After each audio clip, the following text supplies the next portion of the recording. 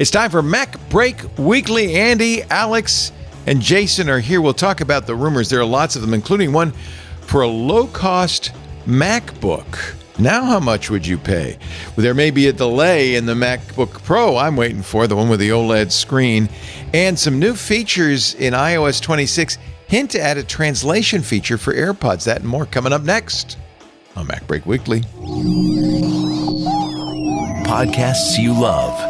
From people you trust. This is Twit. This is MacBreak Weekly, episode 985, recorded Tuesday, August 12th, 2025. Debasement meter. It's time for MacBreak Weekly, the latest Apple news brought to you hot and fresh like a microwave day-old piece of pizza. Yep. With Jason Snell. I acknowledge your reference. We record this at 11 a.m., which means it's always lunchtime during MacBreak Weekly, and all of us have different strategies, except for Andy, who is fine. Andy, for how do we deal with it?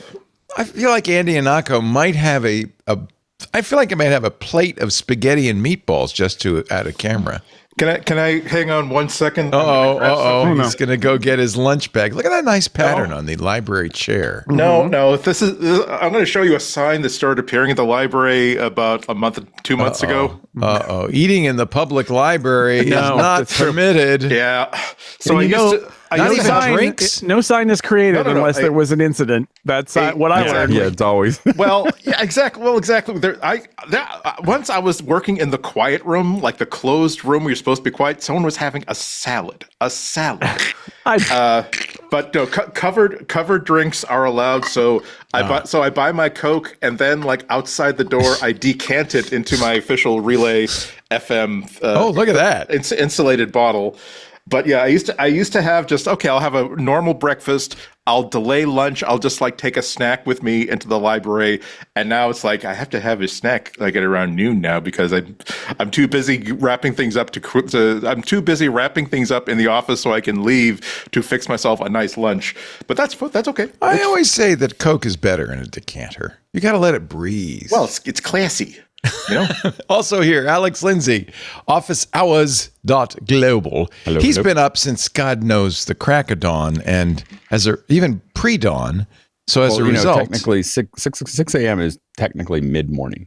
In case you're, dawn in this area was 6:23 a.m. If we do move the show to 4 a.m., if I get Alex can do it before office hours. If I get up and it's light, I'm like, what happened? I slept through some alarm, or I did something. I slept in. If I see the sun when I get up, it's a very unusual. I don't get up till I see the sun, and that's my motto. I like to see the sun come up. Well, there is much to talk about, but rather than starting with the gold bar that Tim Cook gave to the president, I'd like to. We'll get to that. I think we have to, but I'd like to start with a rumor that this low-cost MacBook is in process and coming soon to a desktop near you. I love that idea. So the rumor is that instead of using an M series chip, it'll use like an iPhone A series chip. Not directly out of an iPhone, but basically that technology, and that will in part allow them to make, or will be in favor of their being able to make a MacBook that's $599, $699, which would be it's been a while since I felt as though it's important to sort of ding Apple for being the company of, hey, go be poor someplace else, because I think they've done a really, really good job of expanding their line. Particularly the iPad gives a lot of people who have lower income an opportunity to have an iPhone, an Apple quality productivity entertainment experience for as little as $300. That's great. But the idea of busting down the price from the traditional $999 like entry point for a portable Macintosh to something where it's more in the mid-range of a decent Windows notebook, that is super exciting. The ability to bring your kids up into the Apple ecosystem without having to say, look, I mean, we can't buy you $1,000 laptop, you're 12 years old, but hey, this is kind of more practical given that you'll probably leave it on a bus sometime in the next 3 years. Well, and it's the price would really make sense, and it kind of fits into that Mac Mini kind of kind of look. And the reality is these chips have gotten so powerful that there's no reason why it can't do most of what the average person wants to do. That's the thing, is that nowadays these chips are way faster than most people need. So taking something that's relatively small and relatively inexpensive, and the development costs have already been amortized, all that stuff makes it much easier for them to throw these chips and this system together. And I think that $599 would be a incredible price for just something for people to, they want a little bit more than an iPad, but they're not ready to spend more than that. It's a great idea. Or they're comfortable with a laptop, right? That's the other thing. Exactly. Last week we were talking about Apple's financials and talking about how many iPhone users there are who don't have whatever, Apple Watches, Macs, iPads.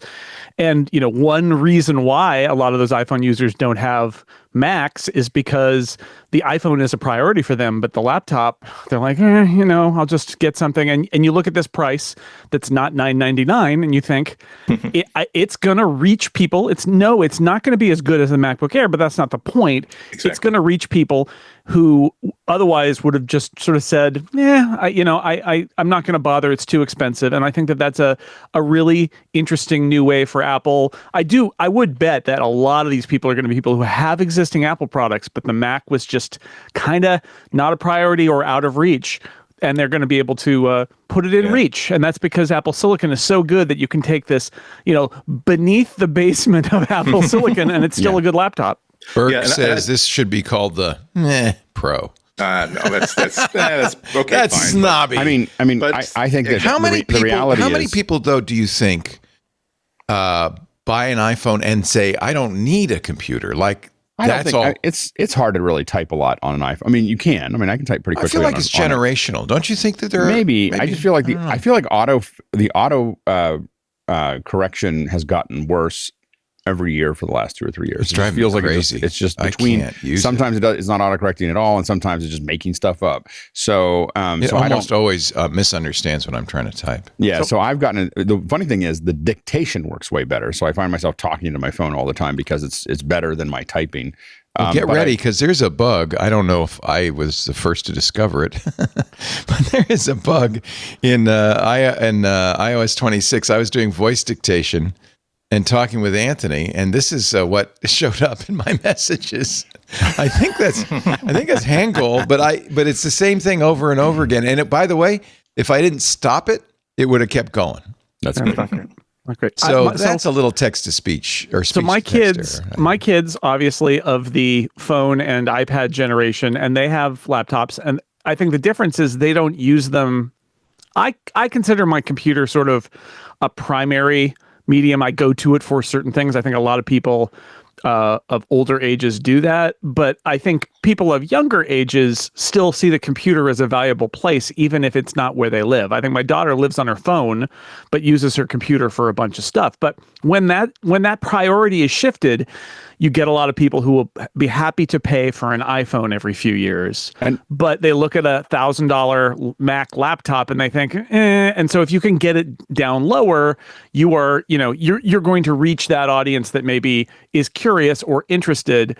And we've already seen that, like with some of the incentives that happened in China in the last quarter. They said they sold a lot of Macs, and those are to first-time buyers, and those are people who, like, obviously, I think have iPhones, and we're always going to consider the Mac, and now they have an opportunity. And I think Apple, I got to say, I think Apple probably has gotten some very good data out of those Walmart sales, and also some discounts at Costco, where they're like really getting the sense that it's not undercutting their market. It's like a newer market that has aspired to get more Apple products, but the Mac has never been on the radar. Yeah. And you look at like fleet, for fleets, this is going to be a big deal. Like a big corporation is making decisions like $9.99 is too much for the marketing staff, or too much for the assistants, or too much for whatever.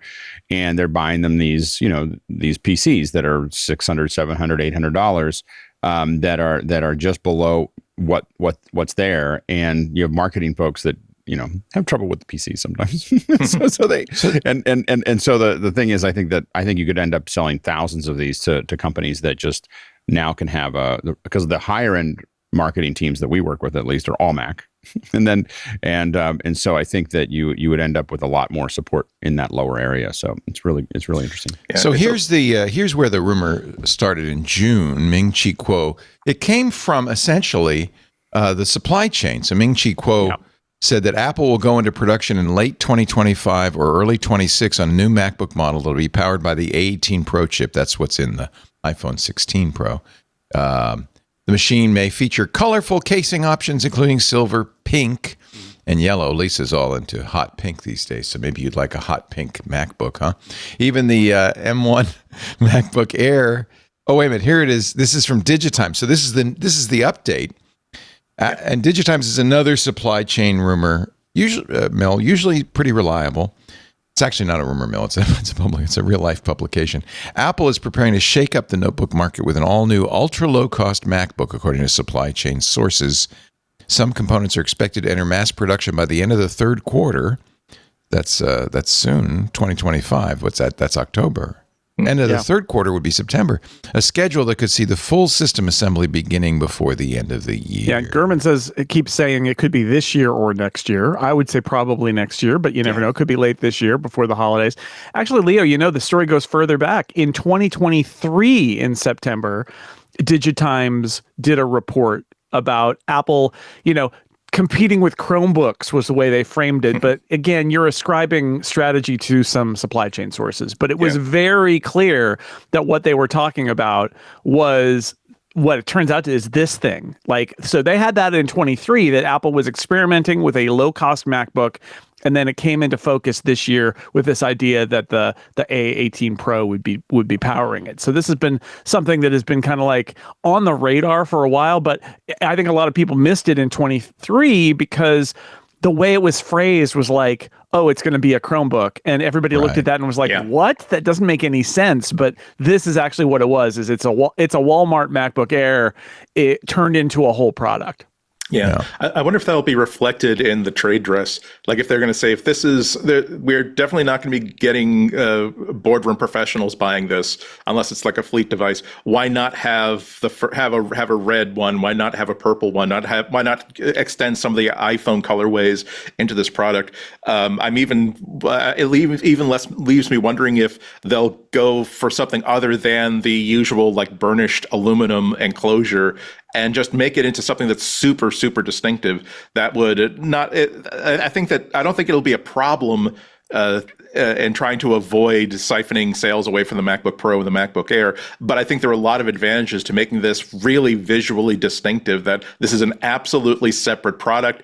Do not expect to be able to do everything with this $599 MacBook that you can do with even a $1,000 MacBook Pro. It's an M1 versus an A series chip. Really be so much worse? I think maybe we're being a little snobby. Well, I think it might be just fine. No. I don't think so either. I think it's a good entry level. How much RAM? 8 gigs of RAM? Enough to. I think it might be more because I think it'll probably have Apple Intelligence. Yeah.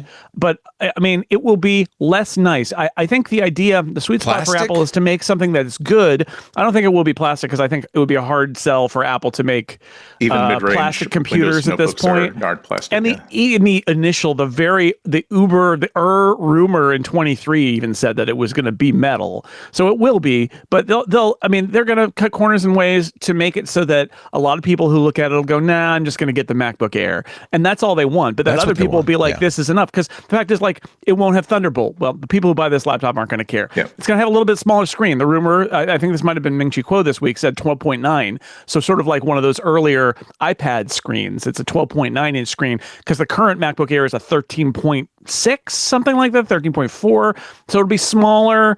It'll have a different shape. It'll have a slower processor. Slower memory.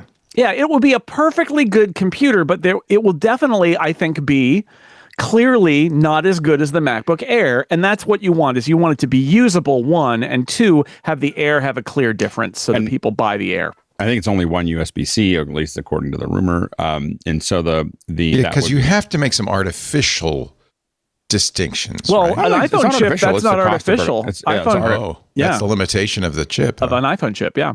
Yeah, so I think that it's going to have natural limitations to it that is what you do to bring the price down. So I have to say, I bought my daughter, who prefers Chromebooks, the new Chromebook Plus from Samsung for $650. Has a pretty competent MediaTek chip in it. Does AI, 16 gigs of RAM, OLED screen. So that's the competition. Well, also the competition might get a little bit more spicy in the next couple of years as Google is. They haven't really said what they plan to do with Android and Chrome OS yet, but they are building both of them. They're building Chrome OS on top of Android resources. Yeah, right they've now. implied they're basically going to move to Android and Android OS, right? And they're also making it very, very clear that they want Android to be a really good desktop OS as well. Next generation of phones and even some current generation premium Android phones that will run the next operating system, or updates to the current operating system.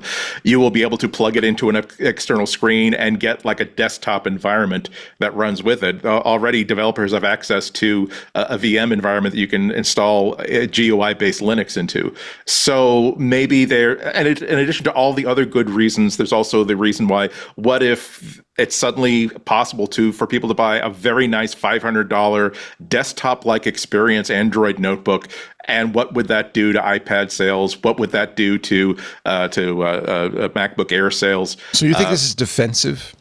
No, I think it's just a good idea all around. I mean, one of the things we haven't talked about is that Apple, at almost all the quarterlies, they keep mentioning about the numbers of the people who buy an Apple product tend to buy other Apple products. Either they tend to keep those customers, and those customers tend to buy lots more stuff in the future. So this is also a really good gateway drug to someone who says, well, you know what, I've never been attracted enough about the iPhone to like buy one. I've just always had an Android phone, but gee, now that I have my notebook and I'm really happy with it, maybe I will buy an iPhone because it will work with it with continuity and so well. Now that I have an iPhone, maybe I will buy an Apple Watch, or maybe my next desktop will be a Mac Mini. So I think there are a lot of really good reasons for this to exist. Yeah, I mean, Apple historically has in fact, if anything, the Mac has been behind on this, where they've historically slowly filled out the entire range, so that they keep on going down, downstream. And I think that they weren't able to do that with Intel's.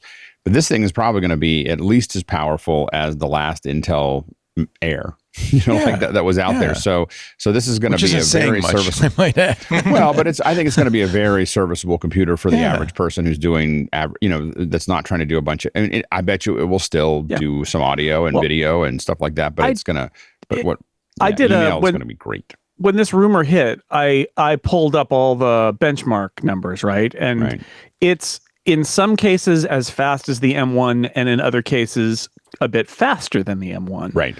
And even today, the M1 is fine. It's perfectly fine. Again, it's not going to be for everybody, but to get that power in a product that costs $600, that's pretty good. And that's why I keep coming back to saying this is all because of Apple Silicon, because it used to be Apple drew a line somewhere because below that they thought the quality is just not going to be good enough. And in fact, you could argue that when they made that little tiny 12-inch MacBook on that really compromised Intel processor, they learned a lesson because it kind of wasn't good enough, and it was expensive instead of cheap. And but with Apple Silicon, like the bar that they used to set is like, it's way above what a lot of people need. So it gives them the latitude to go down and use an iPhone chip. And I think it's really smart, and I think they're going to get a lot of benefit out of it. But I think the root of it is Apple Silicon is so efficient that they can now make a perfectly good computer that is M1-ish speed, or if not a little faster for some tasks, for $600. That's pretty great. Here's one question that occurs to me though. If it is a 12.9-inch screen, realize that they do make like MacBooks with 12.9-inch screens, and they make iPads with 12.9-inch screens that have different aspect ratios. Do you think it will have an iPad aspect ratio where it's taller compared to the MacBooks, or do you think they'll go for like the widescreen aspect ratio? That's a good question. I mean, I don't know enough about the parts that are on available. It's an interesting idea. Like like it used to be. You used to have taller laptops. It creates more, distance in the keyboard, and then it might be a little less compact. The cynical part of me says, what part is cheaper? Right. Right. What parts are available? Well, look at Samsung making these OLED screens in their Chromebooks for $650. Clearly, you can put a good screen. Yeah. But I mean, actually, you wouldn't want to put an OLED in this because it would make too many people want it. No, but I think Apple will put a screen in it that is that they think is good enough, but maybe isn't what they pay for a MacBook Air. It's a little bit down from that, and they save money there, and they also allow some different, maybe the color gamut isn't as broad, and there are going to be some details that allow them to say, and it's a little smaller, and that's going to be part of the story. There are a lot of Mac users who don't edit video, don't do photos, they don't run LLMs, they just do the reading, write, and arithmetic on it, even though they don't download third-party apps, right? Yeah, exactly. Right. Yeah, I mean, they're writing papers, writing whatever, email, surfing the web. That's another interesting question. Do you think maybe even out of simplicity, marketing, or spite, they'd say, oh, by the way, this version of the MacBook cannot run apps that are outside of the App Store. I don't see it. Just locked down. Yeah, I don't see it. You need the terminal, for instance, to make it into a Mac. And you control it. I mean, that's the thing is, if this is going to be going into fleets or schools or wherever, those will be locked down by choice by the IT managers, right? But I don't think Apple. I mean, Microsoft just abandoned their Windows that doesn't do Windows stuff. S. Yeah. It's not worth it. It's not worth it. I think it calls into question what the definition of a Mac is, and I don't think Apple wants to do that. I think Apple will tinker around the edges with warning you about running unauthorized software and stuff like that, but I don't think Apple wants to mess with the Mac and how it definitively can run software from places and say, well, this Mac runs software except for that other software is not a game I think they want to play. So you've looked at what the A18 Pro can do compared to the M series chips. Yeah. I think it's interesting that you could only have one USB port. What are other limitations? Well, it's not 100%. There's some thought that you might be able to do two. I think my gut feeling is either you do two USB ports and you charge off USB, or you do one USB port and you charge off MagSafe. And the question is, what are they going to do? But it wouldn't shock me if they're two USBs and then they want you to use one of them to charge. Right. Whatever's cheaper. I don't know about that. But in the bottom line is the A16 or A18 Pro is way faster than the M1 at single core performance, right? It's got in a Geekbench score, it's faster than the M3. It's a little slower than the M4 because the M4 has more cores, but it's faster than the M3. And the fact is, a lot of general use, basic use of computers is mostly single core, right? It's not super, the multi-core happens when you push it. So in general use, when you're not pushing it, it could be as responsive as an M3 or almost an M4. When you look at multi-core, because of the way that it's architected, its performance is more like the M1. But again, the M1 performance, it's not going to blow your socks off, but for a regular person, it's just fine. And similarly, the Metal score, it's got a little bit of a better GPU than is in the M1, but not as good as the M2. I'm looking at your graphs. You wrote a whole article on this at sixcolors.com. I'm pretty impressed with the performance. I mean, right? It is right in there. This is my position, is that so Apple needs to make a distinction so that people will buy the more expensive laptop. But honestly, this may be a perfectly good laptop for most people buying Apple laptops. Yeah, and honestly, it's okay. People are like, oh, they're going to lose all the other sales that are higher up. It's like, you know what? A lot of Apple buying is, what do I need? And then how nice do I want it to be? Yeah, what's the top Apple laptop? It's the Air, right? It's not their most expensive model. Right, it's the most successful. And then they make a lot of money selling Pros to people who want more and they want it to be nicer. But you've got a spectrum there. So I think they have standards. I don't think it's going to be a crappy laptop, but I think they will make it so that there are reasons why you might want a MacBook Air, and that's fine. But that's why I say the bar has lowered, not because Apple standards have lowered, but because Apple Silicon is so good, they can lower the bar and make a computer that is still, like I said, it's in tough tasks, it's an M1. In normal tasks, it's almost an M4. Yeah. That's pretty good. Yeah. Single core, which is what most people do, 99% of the time, you're not doing multi-core. That's the green bar is right in there. The only thing that's faster is the M4 MacBook Air. Yeah, and if you're not doing AV work, this is going to do 99% of what you want to do, which is mostly just, let's face it, browsing, Yeah. using your messenger. What 90% of the audience will do is and mail, enough. Safari, maybe maybe browsing. Pages, and as usual, Google Docs. as a resident cheapskate on this panel, I'm still using an M1 MacBook. I use Final Cut on it. I use Photoshop on it. Yeah. I'm not a professional at any of these things, but I've never had a moment where I've realized that, oh my God, I wish I could run this on this MacBook. That's just simply has never happened. And the other point in doing this, as you have mentioned before, Jason, is you're moving to the next generation iPhone. You might have some 18 Pros lying around. Maybe some binned ones that you couldn't put in the phone. It's true. And also volume, right? I mean, the iPhone is the highest volume product Apple makes. Yeah, they can crank these They're making out. a lot of these chips. Yeah. So why not put them in other systems? Because, the more of them you make, the cheaper they are to make. So it helps with the margins to have this going into this product too. No Thunderbolt, but would that really make a difference? It's a little like when it used to be, there was a little while there where the M1, M2 MacBook Airs didn't do multiple monitors. Right. And I understand why people were mad about not doing multiple external monitors, but there was an answer to it, which is if you need that edge case, buy a MacBook Pro, right? I know you're going to have to spend more money, but you can get there. I think with Thunderbolt, it's a great example. It's if you need Thunderbolt, buy a MacBook Air, right? It's not a hard thing. You are asking for a use case that is esoteric enough that probably it's okay to say spend a little more money to get that esoteric feature. Yeah. When I think Also, if the price is 30% less, 40 or even 40% less, that solves a lot of arguments. If it were just for $100 less, you can get a MacBook that can do maybe half as much, then there's no reason for this to exist. But for 30% off, 40% off, any reasonable person would say, okay, I get it. I get the reason why I'm willing to give that up to get to have AirPods Pro in addition to an Apple Watch in addition to this package I'm getting. I'll go for it.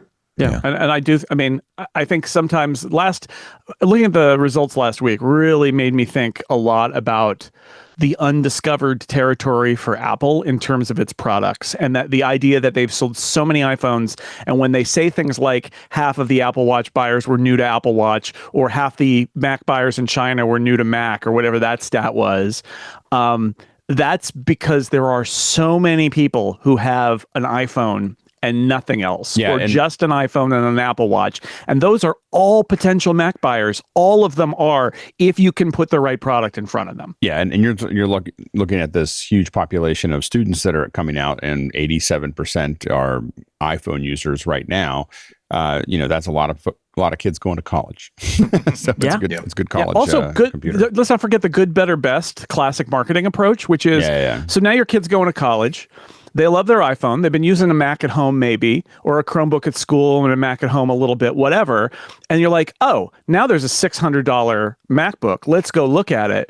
Let's take it seriously. And then you look at it and the Air, and you go, I'm going to get the Air, right? Yeah. Having that the product that gets you in the door, it may not be the product you want, but it got you in the door. And that's really effective marketing. And also, I would say, I don't think it's fooling people. I think it's, you want them to consider you. I had an old boss who was a sales guy. He always said, you must be considered to be bought. It's the low price gets you in the door and makes you start thinking about the Mac. And then maybe you choose a different Mac, and that's okay. Apple's happy to sell you whatever you want to buy.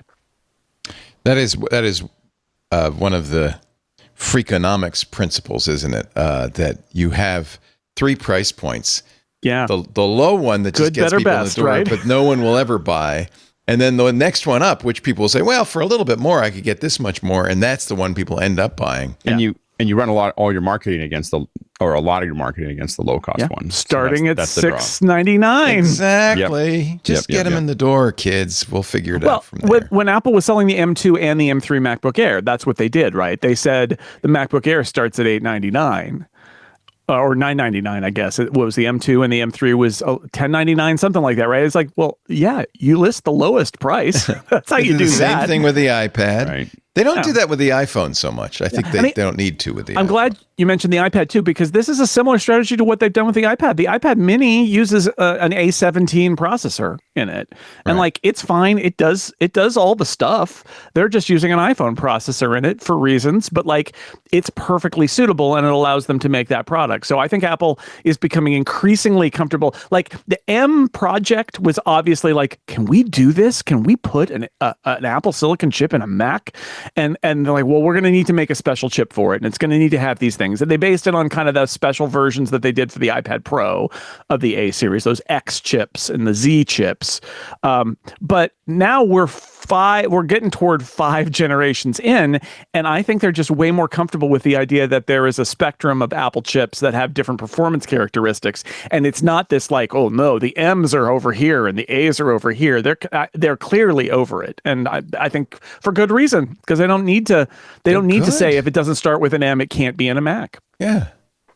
All right, we're going to take a little time out. There is disappointing news for me, because I've been holding out. I've been saying I will not buy another MacBook until, and well, I'll have the details for you in just a minute. You're watching MacBreak Weekly. Andy Iannacco in the library where he is not allowed to eat. Don't even think of it, Andy. Jason Snell in his garage where he's not only allowed to eat, but will. It's how I stay alive out here in the middle of the day. Taking the cheese out of the traps. And Alex Lindsay, who I don't know where he stands on that particular matter. But Gazpacho. You just throw it in a mug and drink it. Yum, yum, yum. Nothing like it. Delish. Our show today brought to you, I was talking earlier about my sleep score has been slowly going up, and it's interesting because I've had different sleep strategies, and I owe it all to our new mattress. This week, our show brought to you by Helix Sleep. Your mattress is pretty important in your life. It's more than just the place you go to sleep. It's the place you go to cuddle with your partner on movie nights, right? Netflix and chill. Where do you do that? On your mattress. Cuddle with your little kitty cat or doggy on your mattress. You wind down after a long day. Maybe you read a good book. One of my favorite things to do, on my mattress. Curl up with a great book. Turns out your mattress is at the center of it all and more than 8 hours a day. Maybe but a bad mattress, we knew that it was time to get a new mattress because we were waking up sweating and back was aching. And I looked it up and it said, yeah, you should get a new mattress every 6 to 10 years. And we were at 8. I said, yeah, I think maybe it's time to get a new mattress. You feel I think the final straw was when I woke up, there's an earthquake. And then I realized it was just the cat jumping on the bed. If you feel every toss and turn your partner's making, you've got a classic mattress nightmare. Helix Sleep changes everything. And I can vouch for it because we are sleeping on a Helix Sleep, and I love it. And we got the topper as well, which gives you a nice cool evening. I love it. No more night sweats. Support is incredible. No back pain, no motion transfer, no earthquakes in the middle of the night. Get the deep sleep you deserve. It all starts at the Helix website, helixsleep.com/twit. Take the quiz. That's what we did. We took the Helix Sleep quiz to figure out what kinds of sleepers we were. If you're a side sleeper, a stomach sleeper, back sleeper. You have one person in bed with you, 2. Do you have a pet? All of these things really help you determine. And Helix Sleep offers a huge variety of mattresses to fit exactly your style. The other thing we did is we looked at these reviews. Look at this from Dr. Huberman and a doctor of sleep medicine, but then also the reviews from buyers. One recent review said, buyer gave it 5 stars. I love my Helix mattress. I will never sleep on anything else. And then the other thing that convinced us was the awards. Helix Sleep, time and time again, is the most awarded mattress brand. Wired's Best Mattress of 2025.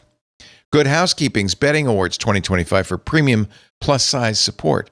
GQ Sleep Awards 2025 Best Hybrid Mattress. Wirecutter, the New York Times Wirecutter Awards, again, 2025, featured for plus size. Oprah, the Daily Sleep Awards for 2025, Best Hotel-like Feel.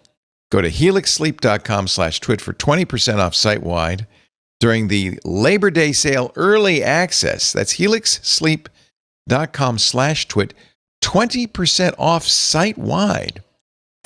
This offer ends on August 14th, soon. So make sure you enter our show name after checkout. That way they'll know you got it here. And if you're listening after the sale ends, don't worry. They always have something going on. Check it out. helixsleep.com/twit. Thank you, Helix Sleep. I can't wait to get in bed again. Come to think of it. All right. So I told myself, and it's more as a way of tying myself to the mast than anything else. I'm not going to buy another MacBook. I'm happy with my MacBook M3 Max, MacBook Pro. I'm not going to buy another one until they have an OLED screen. Well, now Mark Gurman says, not so fast. Might be 2027 until that newly redesigned MacBook Pro. And in fact, Gurman is saying the M5 MacBook Pro that we thought might come out in the next couple of months probably will be early next year. Yeah, Ming-Chi Kuo said the same thing this week. So, okay, I could still wait. This would be the complete redesign, right? This isn't just a new screen. Yeah, it'll be a complete turnover like they did a while ago, where they changed everything, and the body is different, and it's not just the screen, but it's the whole thing. But he had been saying that it was probably happening in 26, and it sounds now like, I don't know if it's like a full year delay or if what's happened is spring. Maybe they like to do it. They've done a bunch of MacBook Pro drops in the fall, and it sounds like this year that MacBook drop in the fall is not going to happen, and it's going to happen in the spring. And if you do that, and I wonder if that might mean that the M5 itself is pushed off.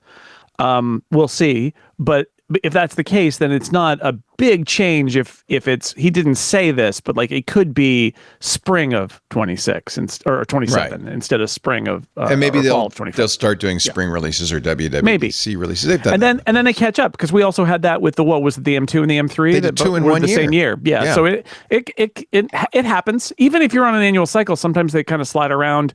You could do the MacBook Air earlier.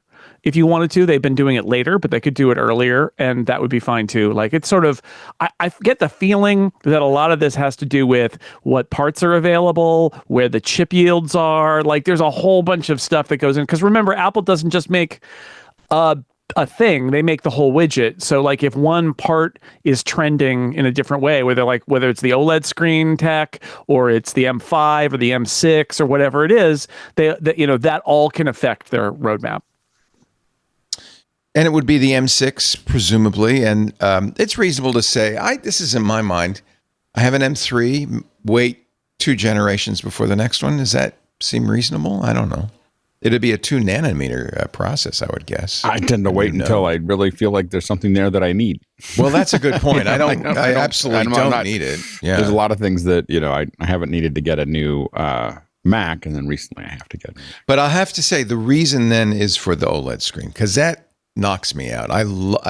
My best screen is that iPad Pro with the OLED screen. It's just spectacular. Yeah. So Gurman's report specifically says between the end of 26 and early 27. So it really is more about wrapping around the calendar and not a year-long delay. Yeah. And he thinks that's the M6 generation that goes in there, and that's what they're targeting. So there'll be an M5 Pro that will come out either this fall or maybe in the spring or in the winter of early next year.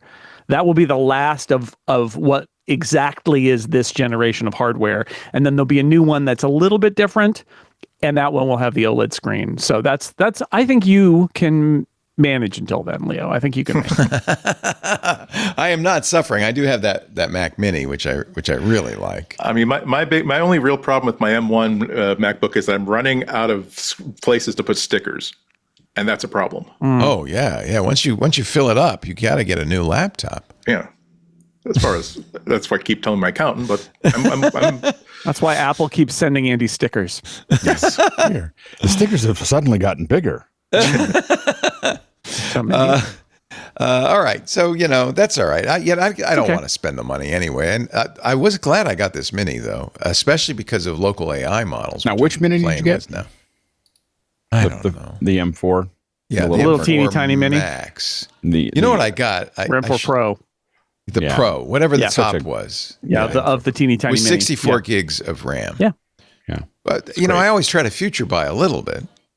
It's such a great, I mean, the M4, I still think the M4 Mac Mini is transformational. Like, it's so much power. We talk about it all the time in production, that it is so much power in such a small little case. It's amazing.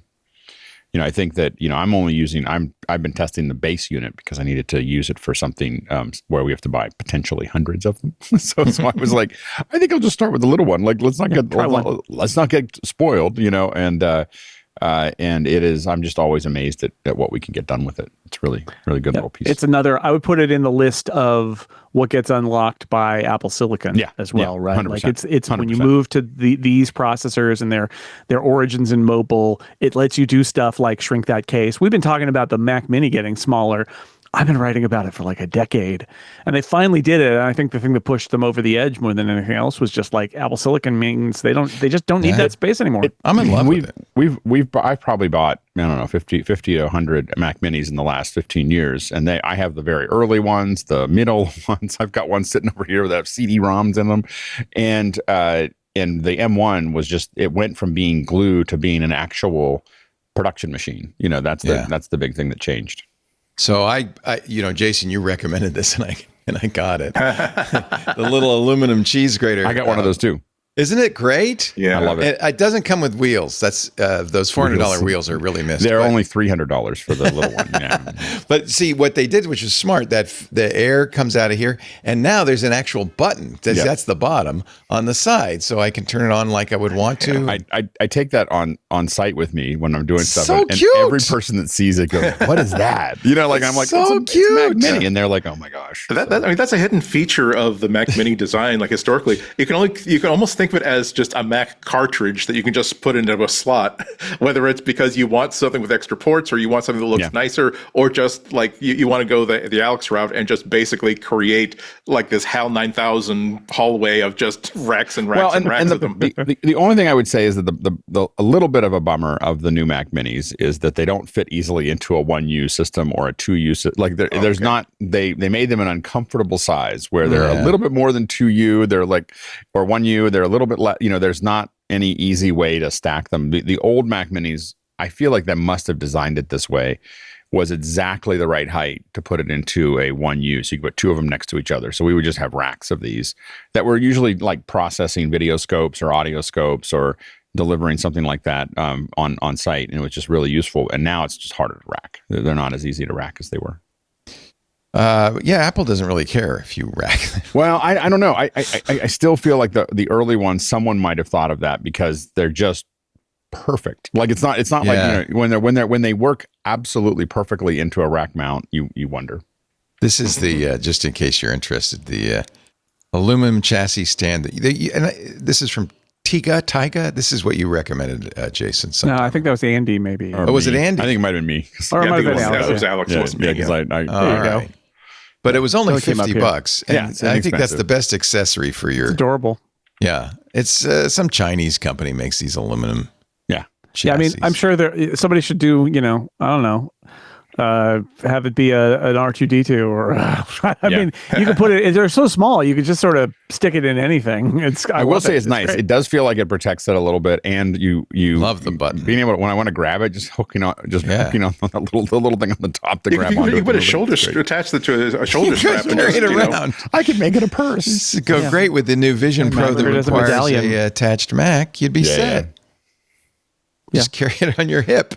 Yeah, this is, I mean, these are those reminders. When we went into this in 2020 with the Apple Silicon era, I remember all the trepidation we had. And it was like, I don't know, what does this mean? Can they do the high end? Can they really bring performance from out of a phone-based system that they've been building on for the iPhone over the years?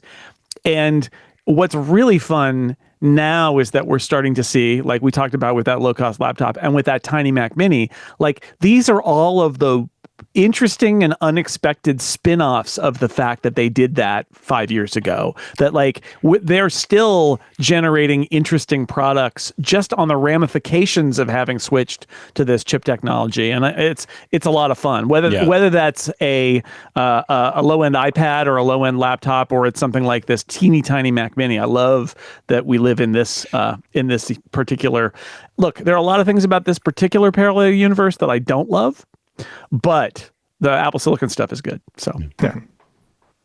AI. Let's talk about AI. Apple, as we have been talking about over the last few weeks, has been suffering a bit of a brain drain to Meta. Mark Gurman got the phone directory for the AI group and just calls every day. Are you still there? You still there? Is that going really what somewhere. he's doing, or is he? I don't know. I mean, he's obviously got a connection who's detailing the people who are leaving, because he's literally writing a news story every time somebody leaves Apple to go to Meta. Should that matter? Does that mean it's going to be hard for them to go forward? Well, Go ahead. It implies slightly that it's going to be harder for them to attract talent. If people are actively leaving Apple to go elsewhere, recruiters might have a problem going after the top people or the people that Apple necessarily needs. It shows one of the reasons why there was a town hall last week where you basically have to get people to please don't abandon ship. We're doing great things. We promise you that AI is not going to be just a dalliance, and it's not going to be something that we're just going to buy. We're going to buy an outside company and make them our AI unit. I mean, it's not a disaster poll for Apple that people are leaving, but it does indicate that of all of the hotness of the AI employment market, Apple is not considered to be an attractive place to go unless you want to be working on consumer items. You have to have money or vision. And so the thing is that like some Or of the both. other ones, whether it's or both, but Meta is going, well, we're going to spend all the money on it. You have Anthropic and OpenAI trying to keep a little bit of we have a mission. We're trying to get something done. You may not get paid as much as you would at Meta, but you also won't be part of the new apoplectic apocalypse of AI working for an evil Actually, person. OpenAI has managed to keep some of its best talent, even in the face of literally billion-dollar offers. Well, so it isn't just money; it's also some of these Apple model people are going to the super intelligence team at Meta, and I think there's a mismatch there, right? I think Apple's goals in AI are maybe not at all what Meta's goals are, and so some of this is a brain drain. Sure, it may also be like a sorting out of objectives and specialties, and that's okay. Like I don't want to harp too much on the fact that Apple's models team kind of let the company down, because it's more complicated than that. But I would say that Apple seems to really be figuring out what their AI strategy is and what they want. And I think there are people who are a good fit for Apple, and there are probably people who are a bad fit for Apple and a better fit for Meta. And so, does it hurt them? I think it probably does, but I think there's also some aspects of this where it's a misalignment. Yeah, and part of it is that AI is an area in which, if you're an engineer or a researcher, this is a world in which there are superstars, and who does not want to fight alongside Captain America? And when Captain America switches to a different side, you kind of wish you were switching sides with Captain America. You don't want to be necessarily working for Hawkeye, let's say.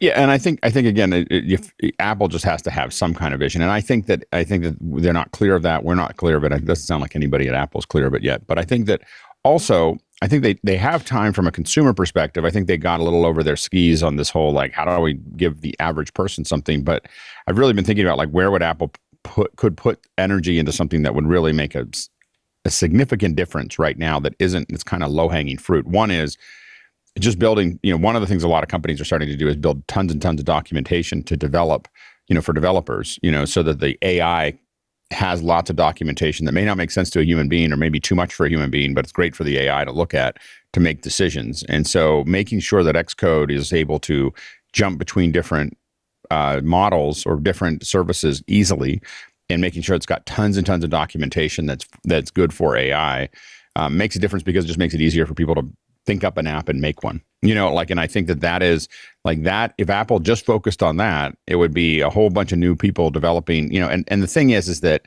there are so many ideas. I've been talking to friends that are doing some vibe coding right now. They're actually releasing products or getting ready to put them into the App Store, and they're totally vibe coded. I've been a little bit hesitant to do that, but they've been vibe coding stuff that they're actually planning to release, and it's quirky little ideas that they were able to spend, instead of 2 months or 3 months of development or finding a programmer or whatever, they're able to spend a weekend hacking through something and getting something that does the weird thing they need to do in production.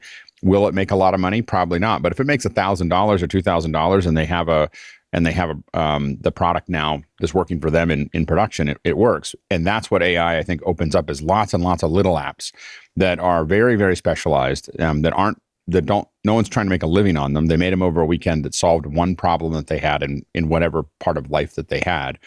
And I think that getting that to be really, really effective would probably be the low hanging fruit that I would focus a lot on. I know that it's not sexy, but it would make a huge difference. That and just being able to conversationally find things in my email would be great.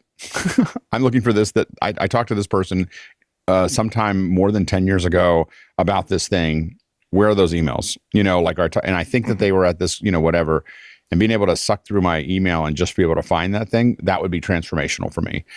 Siri working doesn't matter to me. Like it doesn't, sure, someday it'd be great if Siri worked, but I think that this focus on you being able to ask Siri something, I think that so many people now are using ChatGPT and everything else. I think Apple needs to do things, but I don't know if they need to do that immediately. That's a hard lift.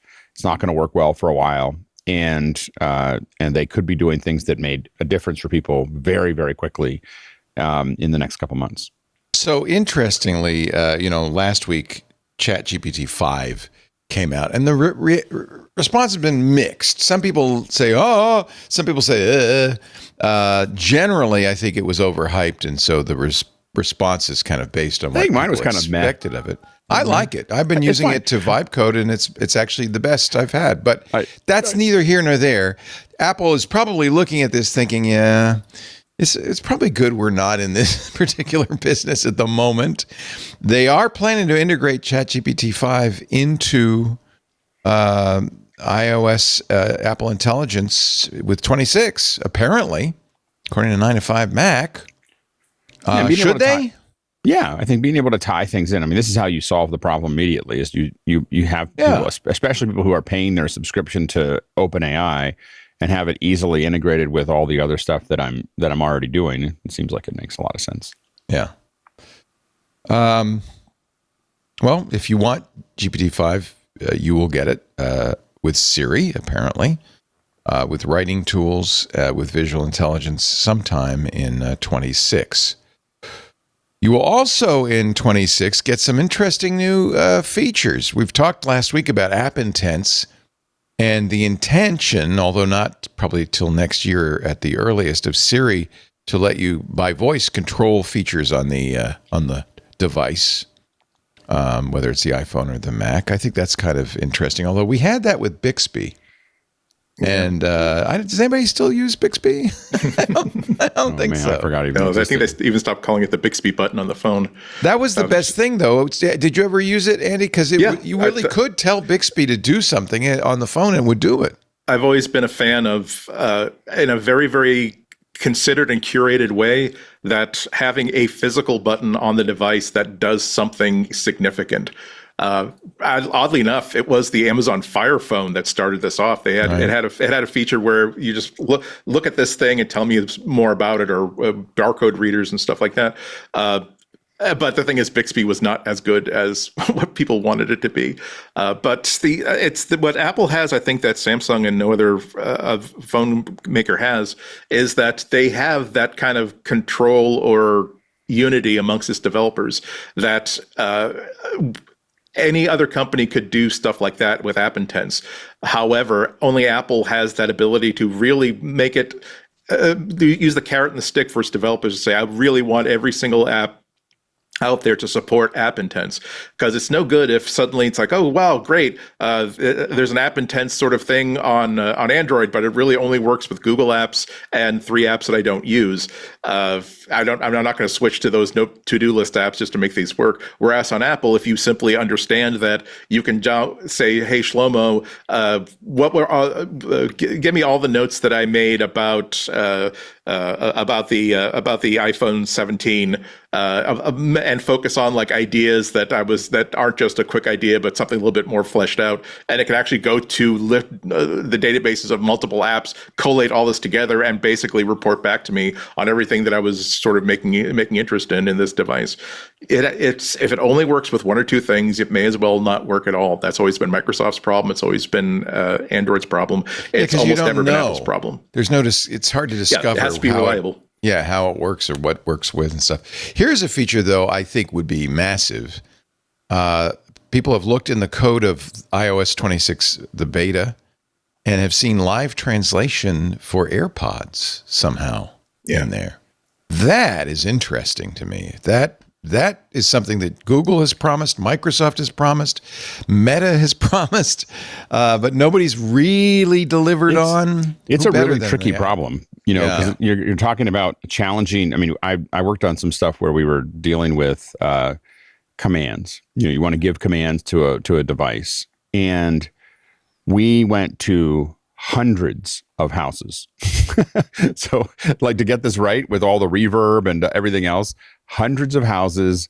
Many people with many different accents. We hired actors to do all of this stuff over a year, you know, and we were renting all these different houses and renting all this other stuff so that we could we could model, like, what is this going to sound like, and how do I make sure I understand what they're saying, and how, you know, and it was so when we think about, oh, it's just translation, well, now I'm going to convert another language in a market with tons of other voices going on, and I got to figure out who's talking to me, how it's going to work. But I mean, but again, to Andy's point, it has to work all the time, or it doesn't. Like, if you start trying to do a translation, you walk up to the market and the person's speaking in Spanish, and you want to understand what they're going to say, it's got to be pretty good at understanding where they are in front of you, or you're going to go, oh, this doesn't work. And it seems like AirPods have some enough intelligence maybe to do that. This is, by the way, maybe a 5 out of 10 on the rumor scale. 9 to 5 Mac was looking at the Beta 6, the developer Beta 6, which came out recently, and they spotted a new system asset that appears to depict a gesture triggered by pushing both stems at once. Yeah. And they haven't announced this, but it feels to me like there's probably going to be, we all kind of expect an AirPods Pro 3 announcement sometime, either at the iPhone event or later. iPhone event would have been a great place for it. Maybe they'll do it there.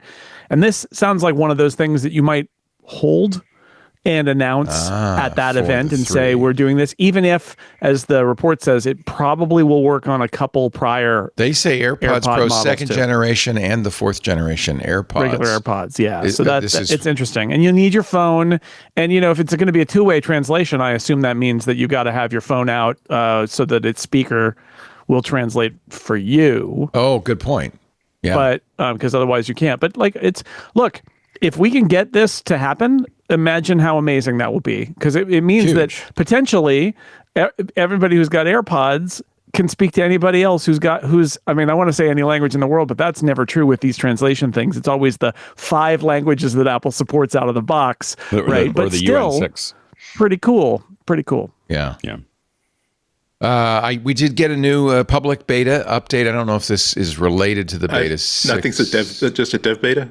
This is beta 6, the dev beta. Yeah, beta 6. There may this week we also got a new public beta, so we're in beta 2 of the public beta.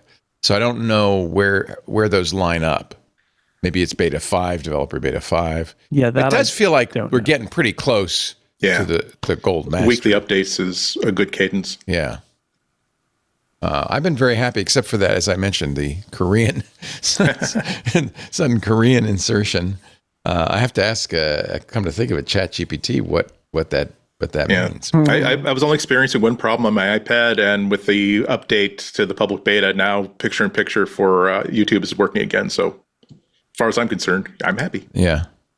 Well, they fixed the weird camera thing. So for people who don't know about this, there's a new metaphor in liquid glass, the idea that it's a little glass bubble floating on top of stuff. And they decided to implement this metaphor in the camera app, which has a different metaphor. And they implemented the one metaphor on top of the other metaphor, which created a complete metaphor collapse, which you hate to see.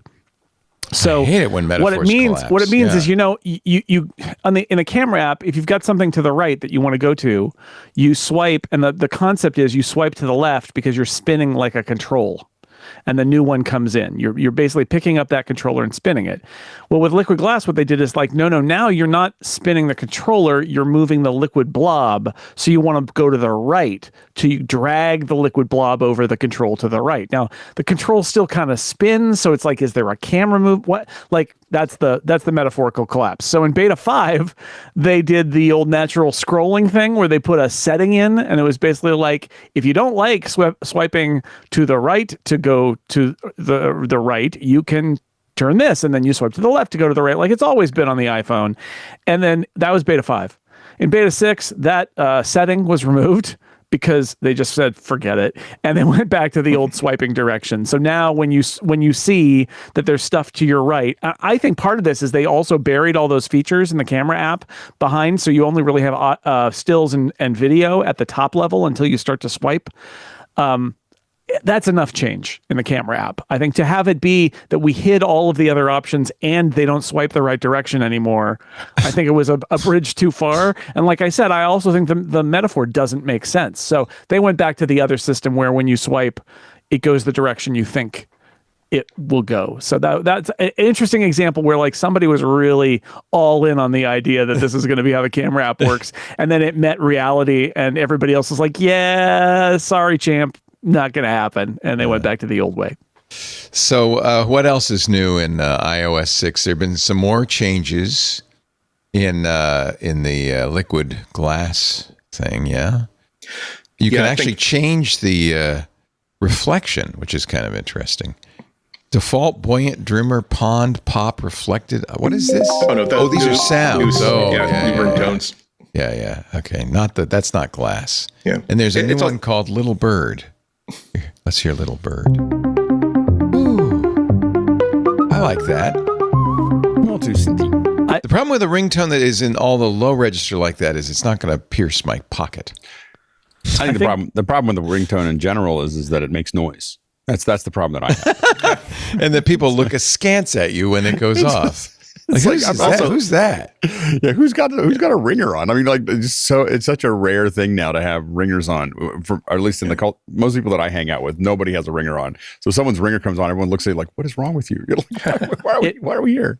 I think people are all over the place because some people have chosen sides about like liquid glass, pro or con. But the people I have seen who are kind of open-minded about it feel like Apple has, with Beta 6, has settled on something that's more legible, little less cool, but more legible. And that like, look, there are going to be people who criticize liquid glass for a lot of metaphorical reasons and that it's a weird direction for them to go. And I mean, we can have those debates, and I think that they're interesting, even if they're a little bit academic. I think they're interesting, but Apple's got to ship this thing. They got to put this thing on iPhones, and they need it to be like functional. And if they ship it where if you scroll in photos or you scroll in the music app and you can't read the floating bubble, that's a problem. They've blown it. So it seems like what they're doing right now is tuning it up to be like, let's get it legible, even if it's a little less aggressive than we thought.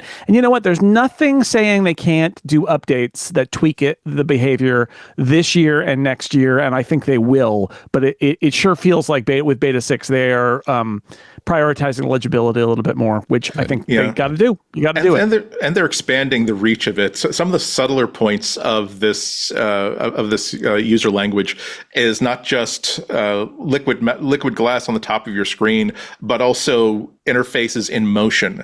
And I don't have the developer Beta 6 installed on my phone yet, but I've been looking at the videos over the past day or so.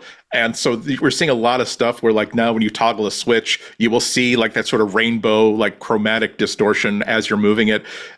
When you are sliding things through tabs, there is a little bit more of a bubble, a little bit more of a liquid effect as you're going. And that's, it's not just how this looks when you're looking at a static screen and trying to read something that's underneath the display, but also the feedback that you get to acknowledge that, okay, I as the interface manager have acknowledged that you are moving the selecting switch and moving it to another position, so that you're not guessing as to what's happening. It really is. It's not just a two-dimensional interface. It's not even just a three-dimensional interface. It's 4 dimensions, because it is also communicating your movement through time as you're interacting with it. It feels a little bit too much like clicking on breast implants to me, but that's just me. This is the new toggle look. It's just, I don't know, Maybe you guys don't have a lot of experience with naked breast implants, but trust me, it's exactly what they look like. Interesting. Thank you, Dr. Leo. Yeah. Well, you know how I know? Somebody once asked me to sign one.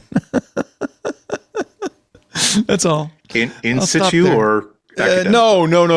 Okay. Apparently either pre-op or post-op. I'm not sure which. I don't know why. One of those things that if it happens to you, you don't forget it rapidly. What else is new? So it's a little. I do like the the clock, the way the clock moves up and down now around pictures and stuff. That's kind of nice. A lot, you can also see a lot of fights. A lot of fights been going on for a long time are finally being resolved. I don't know who posted it, but someone noticed that the calculator apps now has restored the clear clear button. Isn't that funny? Why did they take that out? I don't know. But they assumed that, well, this is not a push button calculator. This is like a text field edit that you can basically hit the delete key. We don't need that anymore. But they had obviously people fighting inside saying, but it's supposed to be a calculator. It's one of the last skeuomorphic things we have. It's actually tailored off of one of Steve Jobs' like favorite calculators. You have it all clear, but you don't have the clear, which is just clear the last entry. Yeah. Yeah, and I think you need the clear as well as the all clear. I'm with the Steve Jobs contingent on this. The only time that a calculator button like clear all clear button kind of offends me is when they go so far into the mimicry that they turn into an AC button, where it mimics the function of turning the calculator off or on, which on some calculators is like duplicating the clear button. I'm saying you are not turning this off. It is an application. That's one step too far. That's the difference between a calendar app that looks like a calendar and one that we're putting actually like torn off little bits of paper off the top because you're moving to a new day. That's putting a hat on a hat. That's a little skeuomorphic. All right, you're watching MacBreak Weekly, the show where we cover the latest Apple news with Andy Anako, Alex Lindsay, and Jason Snell. So glad you're here. We do the show Tuesdays, 11 a.m. Pacific, 2 p.m. Eastern, 1800 UTC, which I only mention because you could watch it live. You don't have to. It's a podcast. You could download it from our site, from your favorite podcast player, even get the video on YouTube. But if you want to watch live, there are 8 different platforms you can watch it on. Club Twit members watch Behind the Velvet Rope in the lovely access. It's kind of like the champagne room access in our Club Twit Discord. It's a BYOB bottle room. It's a bottle service. It's a bottle room without the bottle. You do your own bottle. If it's Mexican Coke, go right ahead. You know what you like. We're not going to tell you. We're not going to tell you that you have to have I should say that carefully. Yes, but then there's also for the unwashed masses, the general public. There is YouTube, Twitch.tv, TikTok, X.com, Facebook, LinkedIn, and Kick. Currently 1,143 people watching on all those platforms. It's nice to have you. That's a small fraction of the total people who watch, but it's always nice to know that. And one of the reasons to watch live is so you can interact with us. And we watch. Henri, I see you on the YouTube chat, and Carl, and Moose Espionage is in our Discord, and Dr. Do. So there's, we get a lot of people watching on a lot of different platforms. Say hi if you're on one of those 8 platforms, and I'll say hi back. Back to the rumor mill. We'll get to government action momentarily. Actually, we might have to because the sadness pit. The sadness pit is just around the corner because there's some question now whether iPhone 17s will cost more for a couple of reasons. One, thanks to a nice gold bar with a Corning glass disc on top of it, Donald Trump has decided not to charge tariffs to Apple for the iPhones not made in the U.S. because Apple has promised, in addition, $7.5 billion to Corning in the U.S., in addition to its $600 billion U.S. Factory expenditure. So that, Apple's trying. Yeah. They've apparently convinced the president that, we're not going to be able to build the iPhone here yet, but we'll make steps towards that. And that was otherwise enough. known as Tim Apple has Donald Trump's number. Yes. Yeah. Here's the it was a little hard to watch. For years I've said that the single most embarrassing product that Apple has ever made out of gold was the solid gold Apple Watch. I can't believe that they've actually done something to actually exceed that. This is the most it's borderline disgusting. Yeah, really. 24. Tim even says it's 24 karat gold, Mr. President. So corn and glass on top. It must, but glass on he top. lifted it with one hand, so we're not talking about like. Yeah. I'm It's sure something they else gave, inside. I'm sure they gave him the cash equivalent like after the cameras were off. But then, late breaking news this morning. Apparently, Trump has decided to put off the Chinese tariffs for another 3 months. Yeah. TSMC, by the way, also said that because they're building factories They should be exempt. in the U.S., that they will also be exempt I don't from think this. you get to just say that. I think. Well, I think they said that they were reassured or something like that. But the Okay. idea is the same, which is, and this is the thing where he's not gonna say, oh, it's because of the CHIPS Act, because that's Biden, so we can't talk about that. But like that's why they're building these factories in the U.S. is because of the CHIPS Act. They committed to this last administration. And I mean, the truth is, since 2016, the administration, no matter who was the president, has been pushing for an expansion of American manufacturing. And so Apple has gone along with that. And it's one of those things where, like, there was a period where the most logical thing to do in terms of money was for Apple to do everything in China. And then we've talked about it, like, over time, it's been like, oh, everything's in China. So they've been trying to diversify. And at the same time, the U.S. has said, you really need to bring some manufacturing back to the U.S. So now, financially, it actually makes more sense for them to do this, in part because if they don't do it, all of their other products will cost a lot more money. But I'm not willing to say that it's a bad thing for Apple to spend more than $500 billion trying to improve the manufacturing capabilities of the United States, where it's based. I think that that's fine. You can give some credit to the administration for putting enough pressure on these guys to do that, and to the Biden administration for the CHIPS Act, and to the previous Trump administration for trying to put pressure on this. I mean, we've seen in the auto industry has been doing this for a long time, right? But it's recently happened with tech companies. However, I will also say that I think Tim Cook, being a pretty good politician, and his goal is to make Apple not be destroyed by the whims of the president. And by the way, any president. That's true. Always his mission. That's true. Right? That's true. Although this president seems to be more whimsical than others with his policies. But in the end, Tim Cook, his very wise person who kind of tries to calculate out what exactly he needs to do, decided he needed to grovel at the White House. And so he did. And was it ugly to see it? I think, yes. Yep. I think it was extremely ugly to see it. And I know a lot of people were really mad about it. And I understand why, because it was really ugly and he was forced to grovel. I would say that I am limiting my anger about Tim Cook doing that, and focusing on the fact that I'm actually more angry that Tim Cook felt he knew he had to do it because of the current state of the United States of America. But be that as it may, he did it. I thought it was really ugly. But what he was doing there was basically getting the best deal he could for Apple to keep doing what it's doing. So I get it. I just hate it, and I wouldn't want to do it. Yeah, I mean, I've held off on like posting about it or even going on Blue Sky about it, even though I was pretty upset, borderline pretty upset about it when the news came out, because as Jason said, I appreciate that these are unusual circumstances, and Tim Cook is the CEO of a company that employs 100,000 people, all of whom want to continue to have their jobs. The fact that the stock market gave Apple like it's the best day since 2020, up 11.6% for the week. Yeah, shows that it wasn't just just about Trump. It was from the gold bar alone. Yeah. But however, it was just such a disgustingly craven act. I felt as though we've watched Tim go from a responsible and mature policy of exercising diplomacy and keeping the channels of conversation open to bending the knee. This.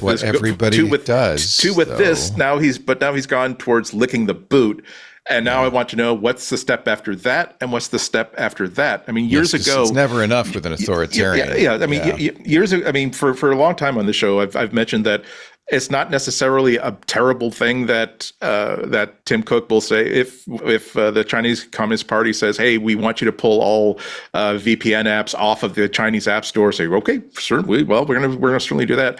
The question in my mind has always been, but that leaves the question: where is the line that Tim Cook or Apple will not cross. When they ask for something where they're saying, I don't care what it's going to do to our stock price, I don't care what's going to do to our business, we will not cross this line. And I couldn't help but think that because this is such a craven act, not only the visual of this, but also the fact that he's underscoring a whole bunch of misinformation that's going out about Apple's investment and what this Corning plant is actually going to achieve, but also again the visual of it, it makes me wonder that whatever, I've always thought that there is a non-0% chance that Apple will allow the government to break into iMessage encryption. Maybe it's 1%, maybe it's 0.5%, but it's definitely non-zero. And today, I think that whatever those chances were, it's now 10 times greater, because we have seen that this is how florid a gesture he will make for Trump to appease his demands. I think Apple's line is getting access to the phone. I think that they're not going to. I don't think that they would go down that path, and I think they'd probably. I'm saying it's just 10 times greater in my mind. Again, if it's 1%, it's if it was 0.5%, now it's 5%. I don't know. Here in the UK would suggest that it might be less than you think, but I think part of his calculation is hoping that this gets the spotlight, gets the eye of Sauron off of Apple for a while. Yeah. And that the subject never turns back to encryption. Also, by standing up to the UK and getting the US government kind of on side for that, that is interesting because it might mean now that there's a decreased chance of that because the U.S. government has sort of picked a side, which is, hey, UK government, you can't have access to all of Apple's secret encrypted stuff. However, I think the point that you're right on, Andy, absolutely 100% is we don't know what would happen if the full force of the U.S. government was put on Apple to just basically break open all of its encryption. And would they eventually have to agree to that? I think it's possible, but they have some lines, but like we live in a world where I think anything is possible. That's been the line that they've been reliable on because I think it's so tied into their business model. I think Apple would take a lot of pain before they turn that over because that privacy inside the phone is so part of the business model that they built themselves around that it's kind of like disassembly. And this is the stuff that they're doing right now. Apple's got a bunch of cash. Sure, we'll build some stuff in the United States for you. Like this is all excess cash as far as they're concerned. Instead of giving it back to the shareholders. This is their game. They're actually good at manufacturing and stuff, right? So they're like, sure, spend money. We got that. Sure, manufacturing, we're good at that. Let's do it. This is like Apple's. If the government's going to force Apple to do something, this is like the easiest thing for Apple to do. Yeah, and so and again, who knows what will happen? How long will it take to build these? And who knows? You can say we're going to spend $500 billion, and then you get $100 billion into it. The administration changes, and you're like, well, the weather kind of changed, and I don't think we need to spend any more money. So because they're not signing like binding contracts about this, they're just making announcements, and so I think that there's still this kind of but asking Apple to restructure its privacy inside the phone, I think would be something that would be unlikely. That would be the bridge too far, I think. But there's steps beyond that. Like imagine the administration, the Department of Justice saying, yeah, we don't like this app that's on your app store that helps people to get alerts when they think that there are ICE agents operating the neighborhood. We would like you to pull that down. We don't have a law against this, but we'll take it down. Yeah, they'll take it down. We also don't. They'll do. We also think that it's not a good idea to have Chinese developers like actually making apps that are available in the App Store. We would like you to find reasons to take off all those apps out. They would absolutely do both of those things. And I think this is my greater point, which is if people want to get mad at Apple about stuff like that, they can. I would say the problem is that if we have a government that says stuff like that, our problem is the government. Our problem is what's happening in our country. Not Apple, because Apple is a corporation, a profit-seeking, publicly owned corporation whose goal ultimately is to keep its value and to make lots of money. And they're going to do whatever they can to survive, and they will hold their principles because it benefits them and provides value to the company. But if the U.S. government is going to destroy them if they don't do what they say, they will bend the knee. They will do that. And in other countries, they've taken apps off. Yes. They've done nothing. So the thing is, they've already proven that's not even a bridge too far for them. That's something that's what we call Tuesday. Like it's not, like them taking stuff off because a totalitarian government is asking them to do it is something that they've absolutely been willing to do in the past. It's not something. It's just there. It's a practical term there of state. But what they do, what no government's been able to get them to do, is open up the phone. So. And I wanted to mention, well, how come the Newsmax app has never been like the top pick on the App Store? How come CNN app is the number 10? Mm-hmm. I'm saying why is that's Grok why Elon not Musk number is one? suing for Grok. Yeah. I'll say one thing for Elon Musk to take over Twitter. The one thing that he's done that was very, very good is allowing the community to add notes, because every time he comes off with something baloney like this, his own users are saying, actually, no, the App Store rankings have often had alternatives. So DeepSeek, the Chinese AI, was number one for a while. Yeah.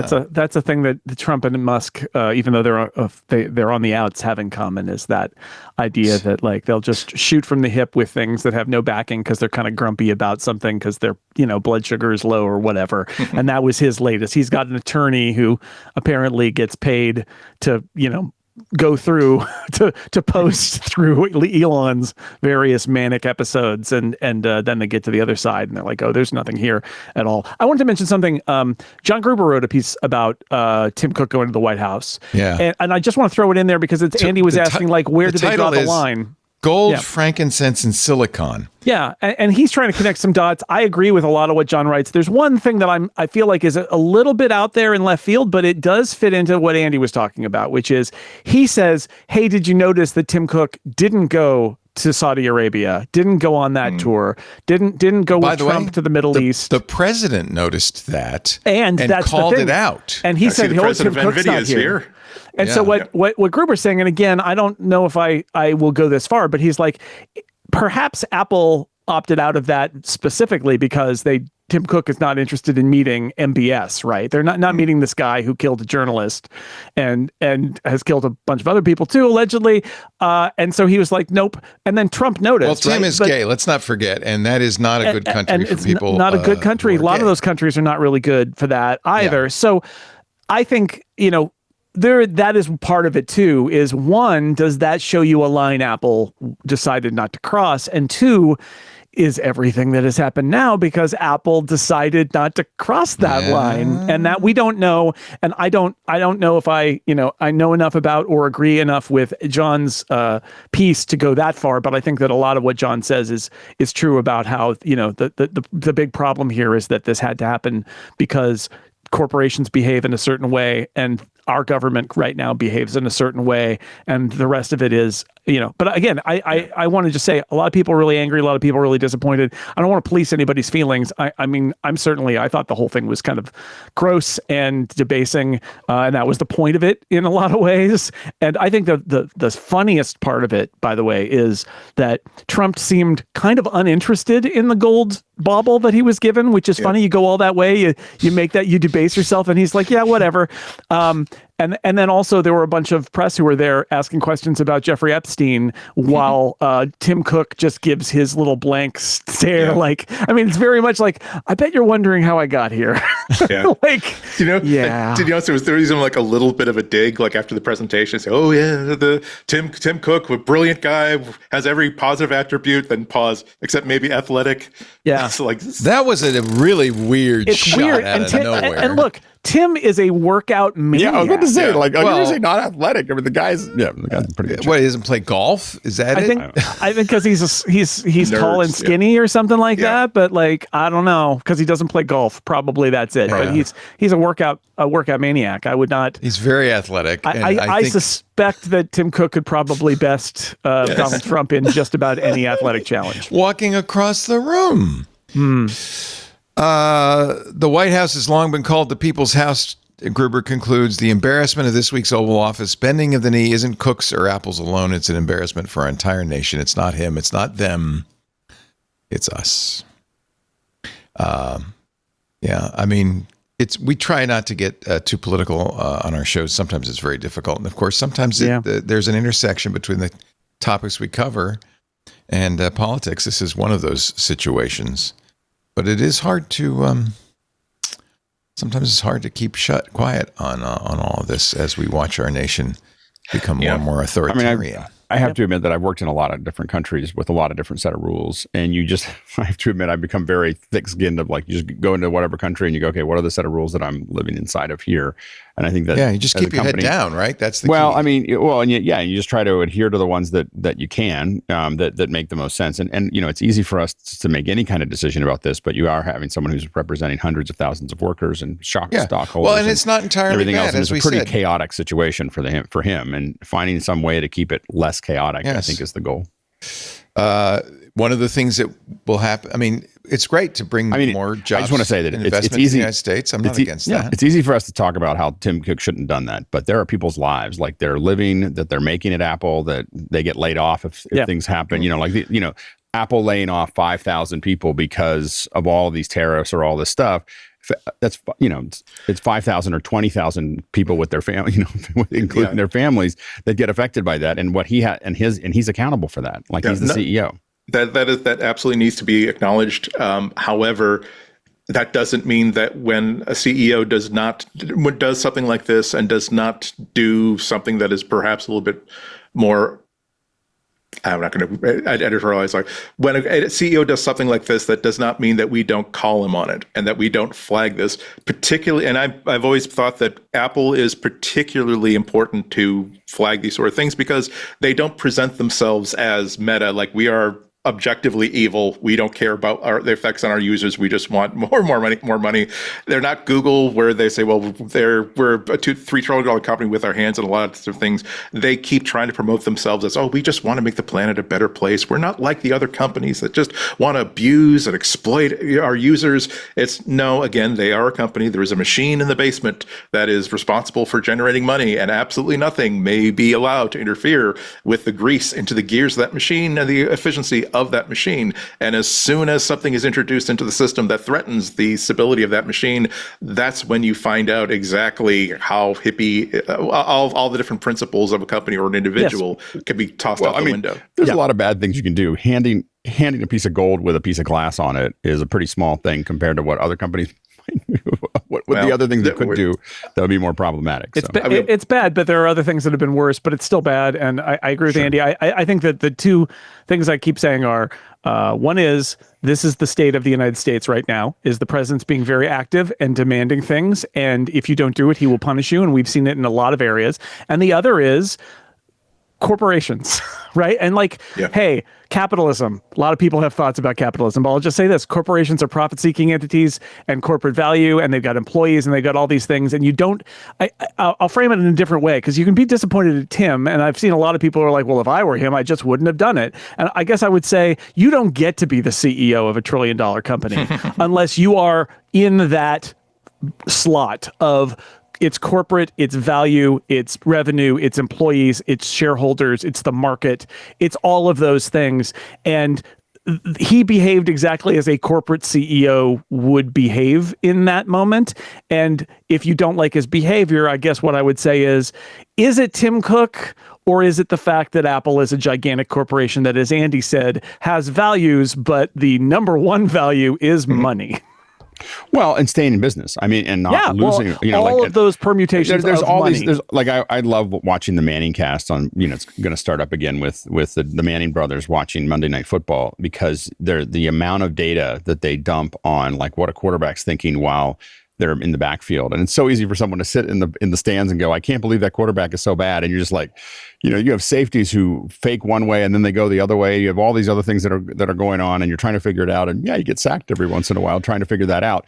And the point is that a CEO has I just want to say that a CEO has a lot of things that they're worried about. And, if they can get out of this unscathed by just giving a piece of gold, like a hunk of gold to somebody who seems to think that that's important, and then saying, oh yeah, we'll build a bunch of stuff there, that is, I think that's a relatively low cost. I don't like it. I think it's crazy that we have that there was any need to do that. So I'm not saying that it's not a crazy thing that has to be done, but I'm saying that could be worse. Yeah, last point I'll make is simply that, again, I agree with nearly everything that you're talking about, actually probably everything you're talking about, but we also need to point out that Apple is not a car repair shop that is hanging on by a thread, that can't afford to pay its employees, is trying to find a new business. This is a $3 trillion company, and that there are things that it has to do, and there are things that are mostly voluntary, let's say, that you can debase yourself, have a debasement meter. That is is it important to debase myself by 20%? Yeah. 30%? Yeah. 40%? 80%? Probably not. Yeah. Let's go to 50%. And I think that he debased himself 80 something. By the way, if you're wondering making Apple look horrible. If you wonder where you keep your debasement meter, the answer is obvious. You keep it in debasement. I guess, I mean, I think we're all in violent agreement about a lot of this. I would just say the counter to it's a big company, it's not just hanging on by a thread is, yeah, but it always is those who have the most to lose who do these sorts of things. So I think that that's part of it too, is the more you have to lose, the more you don't want to lose any of it. And I think that's part of what's going on. You don't want Colbert like calling you an ass kisser and actually having the new product. They had a product for something called the iKiss. Yeah.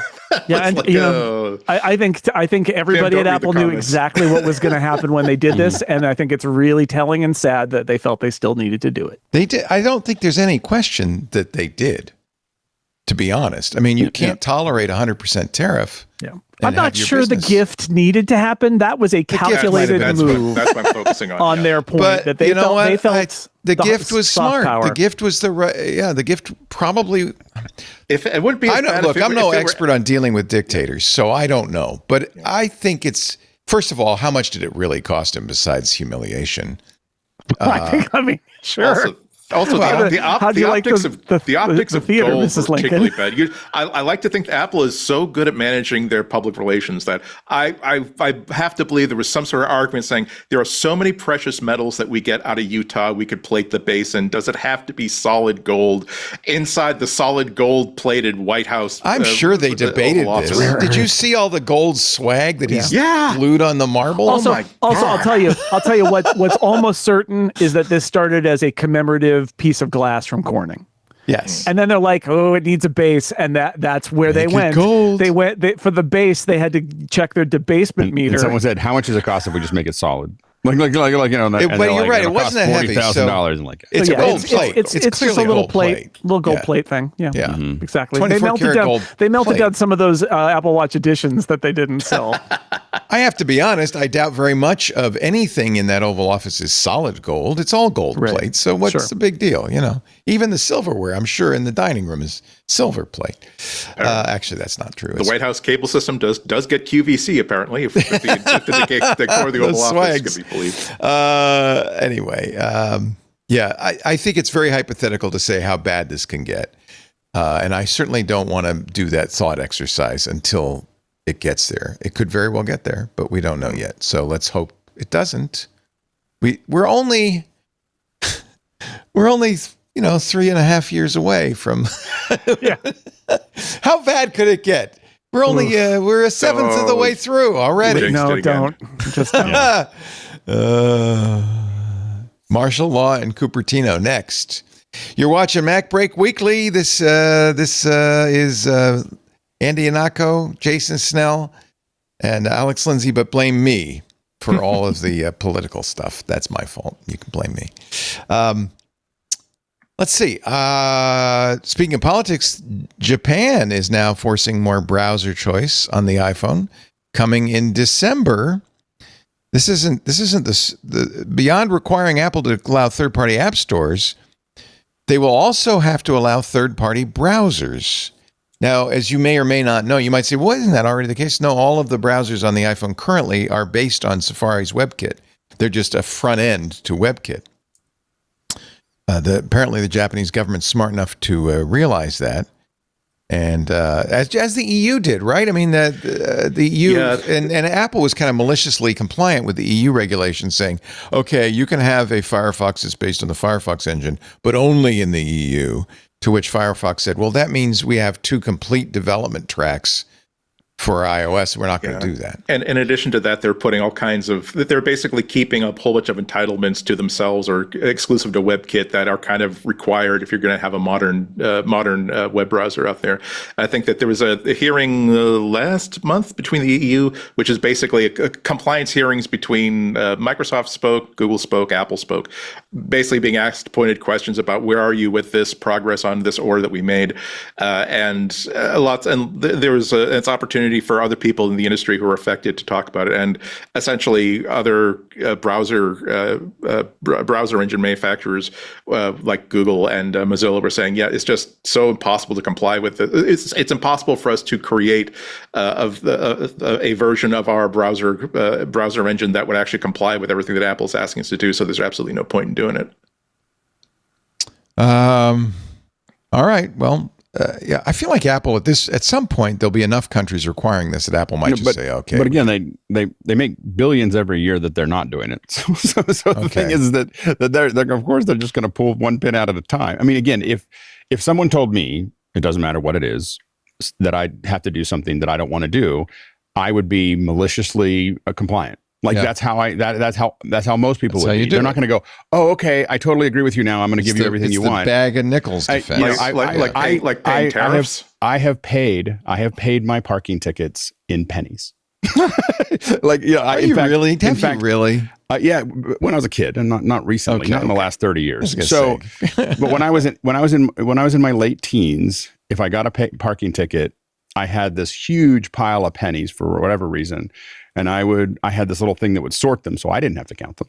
so I would just pour them into a bag, and here's your $16 in pennies, and they would say, you can't pay it that way. And you're like, it's legal tender. You can, I can pay it that way. And I would do that every single time. And that's all Apple's doing. And the thing is that, we have accountants so that we don't have to pay more taxes. We have, other things. Like, no one gives more than they have to. And so what Apple's doing is they have a bunch of stuff that's nebulous, and they're going to give exactly the minimum that they have to because they don't believe they should have to do any of this stuff. If they agreed with it, they do it all, but they don't. And so they're going to, that's what you're going to get. And that's what every government's finding out, is that it's a quagmire because they don't know how to write the law. They don't know how to write the law that would define the thing that they need. And so they're going to figure it out going back and forth. And every year that they do that, Apple has the opportunity to figure out what they're going to do next. Like, how do they build tools that protect them from those things, as well as generate billions of dollars. And so Apple has no incentive to go any faster than they're going now. Yep. So Australia and Japan and the EU need to put enough hurt on them. Basically, have a slightly crazy leader that says, "Oh, by the way, we're going to have you pay $100 tariff on every single iPhone you import into this country until you comply with all this stuff." Then you'll see the head of Australia say, "Hey, we're giving you a solid gold iPhone. We love complying with everything that you're demanding us to do." But after giving, saying they're going to build a bunch of stuff in the United States and giving a gold whatever in the White House, them doing something crazy just means another crazy thing happens too. So the thing is that it's an American company being quote unquote oppressed by other countries will have an equal and opposite reaction from our country. So there's a equilibrium there that everybody's sitting inside. I'm saying it would mean more to me if they weren't so reliably tossing out the excuse, "Oh, we comply with all the laws in all the countries that we operate." So if they're asked to do something, if they're asked to do something that they consider to be distasteful, then they simply hide behind that. They didn't comply with just the letter of the law when they were asked to get rid of VPNs. They killed every VPN. They didn't say, this law does not define what a VPN actually is. So we're going to create this brand new classification of app. We're going to kill 2 or 3 of these, but we're going to keep the other 12 in there. They didn't do that. They said, it doesn't cost us anything to do that. Great. We'll get rid of it.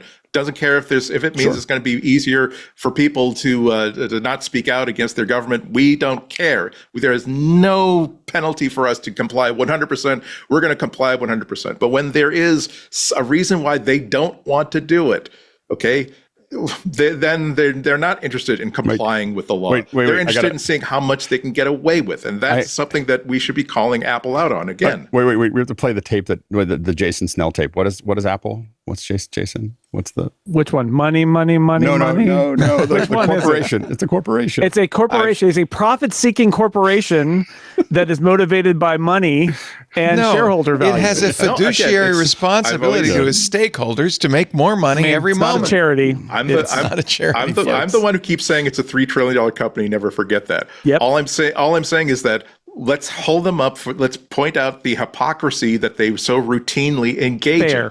If you want to say that if Tim Cook, if Apple's official statements, well, look, we are a profit-making company. There's things that we can negotiate on. We try to talk them out, talk a government to an equitable solution that makes them happy and will make us happy, will make our users happy. Sometimes that doesn't work out, and we feel as though the only thing we really can do is do this. But don't pretend. Apple cannot pretend that when they can't pick and choose when they're simply falling back on a rule of, oh gosh, we have to comply. Our hands are tied here. Well, they can and they do, but and the thing is they should. We should point it out when they're being hypocrites. The issue is there's no groundswell either. I mean, the users don't care. This is all developers using they would care if they were in Russia. Country. They would care if they were in China. But when you're talking about Japan and EU and Australia, the users don't care about any of this. There's no groundswell. Apple has no loss here. This is a bunch of developers using their proxy, which is their government, to try to to push something down the path that they want. But the average user using the phone doesn't care. Like, they don't care about any of this. And they just don't care. They don't care. And so, like, nobody even, I asked my wife what she thought. She didn't even know it existed. Like, and so the thing is we think we're here talking about it and we pay attention to it, but 99% of the population doesn't care, doesn't even know it's happening, it doesn't matter to them. And so it matters to these developers that want to, mostly developers in the top 1% that makes more than or top 2% that make more than $1 million. That's who cares. So it's rich companies wanting more money from the big company that has more money, and they're using their proxies to get that more money. But the 98% of the developers aren't getting, none of this is going to change anything for them, and the average user, it's not going to change much for them either, except it probably make it more complicated down the road. So there's not like that. That's why Apple can do all this stuff and the governments are having trouble, because no one's calling and saying, why can't we handle this, except for rich developers. I dislike this argument every time it comes up, because how popular is Facebook Meta? How popular is TikTok? How popular is Google? How popular is Android? If you were to poll people on the strengths and weaknesses and features of different things, would you find that they care about privacy? Would they care? They care to a limited extent, but not to the extent that Apple extends it. How much do they care about all of these different issues? The fact that they, quote, don't care about it doesn't mean it's not an important issue. People don't care. People only care about fire safety and fire regulations and fire codes when their house burns down and they realize how quickly they came to death. You make them there. That's why there are. I don't believe that governments should be dictating every fact of life to people, but there are interests and agencies and people working inside those governments that have an awareness of this issue that goes beyond what individuals actually care about. It goes into what is the healthiest thing for this ecosystem? What is the healthiest thing for the people inside our country? We have our country, I'm not saying us, but I'm saying the leaders saying our country has an interesting perspective that's been going back for the past 500, 600 years. We have a tradition in which this is an area in which we don't allow companies to have a lot of control. And so we are imposing this law to do it. I don't care if the people are going to be voting for it or against it. This is why we were hired to create these laws, to create this marketplace. We have a tradition. That's just why I don't like the argument that people don't care about browser choice. But people who are invested in browser choice do care about it. Sure. It's the thing is that you can't fix everything for everyone, and I still think this is the marquee of Spotify fighting against the marquee of Apple, and they're asking the king to do something about it. And the issue is that also that it is that a lot of users are going to notice when they actually, if they're actually successful at this, which they're not going to be.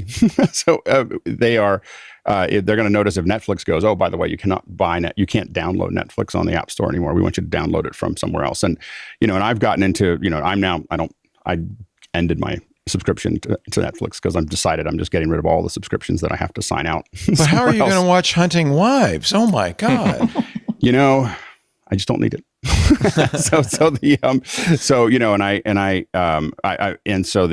So I think that, again, we have a tradition of telling companies what to do when they have a monopoly, and I just don't believe that Apple has a monopoly. And I know that countries have disagreed, and they're making decisions about what that looks like. But when a company has 25% of the global market, they are usually, for the most part, left alone. And it's their job to, if the market decides it doesn't want to do that, then the market will go down that path. But they have a minority. Android has won the market, in globally. And so the thing is that I don't know. If Apple had, I think this conversation for me would be completely different if Apple had 85% of the market. Like if they had 85% of the installed market of the world, I would, like Microsoft did or Microsoft had more than that, totally get it. Like, we can tell that company whatever they want to tell them. But when they have, a little over 50% of the United States market, that's honestly, as much as I hate to admit it, completely fair. Maybe it's a testament to the success of Apple's marketing, Mike, that it feels like they're a monopoly, but they're not. Well, I'll make this concise. I absolutely respect that opinion. That is a very good factual opinion. I simply disagree with that way of viewing monopolies. Because you can have an energy company that has only 4% of the energy market, but if they control 3 states, all the people who consume energy inside those 3 states are going to be suffering a lot because of this company's basically deciding that. There's no place, that, Andy, that you can't buy an Android device. So that analogy doesn't hold. Well, there's no monopoly in any market that Apple has where it has a lock. It has a lock on the market for Apple for apps that it has a lock on people who have purchased Apple devices. But I don't think that someone who's spent $800, $900 on a phone is going to say, "Gee, I wish I had more choice. I know I will get rid of this phone and buy $1,000 phone." I don't think that I'm 100% right here. I respect other opinions, but that explains why I feel as though if a country's judiciary regulators have decided to define a market in a way that is not exploitative of that company's presence, but simply decides to say, look, people who are inside this app marketplace don't have enough choice, and we have lots of evidence. We believe we have covered evidence that says that Apple is, or Google, or whatever the app market is, they are exploiting this lack of ability to choice to basically make sure that our own apps get privilege. We can basically make sure that our cloud services get privilege. I can understand why a regulator would say that I want our users in our country to have the choice between saying I don't want to spend another $9 a month for a third cloud backup service when I already spend a lot of money on the one that works well for what I want to do. And I think the challenge that the regulators have, and I'll end it with this. I won't add any more into this. The challenge that the regulators have is that, again, without users caring, they're just dealing with lobbyists, and they have to step lightly because no one's really paying attention except for these lobbyists from these companies. And so they can't just say, we're going to just do this heavy-handed whatever. They have to lightly put this in because they could easily be blamed to the users who will care if suddenly their iPhones are really expensive. And they get thrown under the bus, and things get rougher. And so I think that's their problem is that they don't have any, because this is such a very weak argument and the general population doesn't care. They if they had one or the other, they'd be okay. But they have a weak cause, and they have nobody in the public that cares about it. They can only step so hard, and they can only make so many lines. And when they have to add them, and Apple knows this, and so Apple just keeps on adding just what they have to kind of stick with it. But they don't have the EU doesn't have the leverage to just say we're going to do 100% because then their own people would be upset and people would lose their position You might agree with what Australia has decided. The federal court in Australia ruled against Apple plus Google, finding the companies combined engaged in anti-competitive conduct. In other words, a duopoly. Both companies had broken the law by misusing their market power in the way they run their app stores. Different countries are going to have different rules. I think the interesting thing about the Japan ruling is that they looked at what the EU did and said, oh, I see how Apple made it so that nobody would actually build a browser in the EU, because of all these rules. So we're going to make the rules so that, they're like trying to steer around the limitations of the EU rules. And this is a thing that we'll see again and again now is different regulators in different countries will pick up the baton from a different country thinking, because the classic is, well, you did that for them, so you can do that for us, but don't do this other thing on top of it. And then it just kind of... And it may seem like cascades from there. It may seem like it's complicated for Apple to comply with everybody differently, but what it does is it actually makes it way harder for the browsers to be made, because if they have a set of this is how it works in Japan and this is how it works in the EU, right? The browsers, it's still going to be difficult for them to do it. And is Japan a large enough market for them to like fork? And that's going to be Crimea River. It's a very large market for them, and I think then you will start to see double teaming happening, where the EU then says, yes, we think Japan's approach is right, and we think that like this. It's going to be Apple is fighting a battle on lots of different fronts, and the individual regulators are watching what they're doing in other countries, and that you're going to start to see some. It's almost like a network effect where various different countries are going to be like, yeah, I want that too, but not like that, and Apple's going to have to deal with it, but Apple can and will, as necessary, deal with it. All right. Now, ladies and gentlemen, something we can all disagree on. The Vision Pro segment. Yay! What do you see? What do you know? It's time to talk the Vision Pro.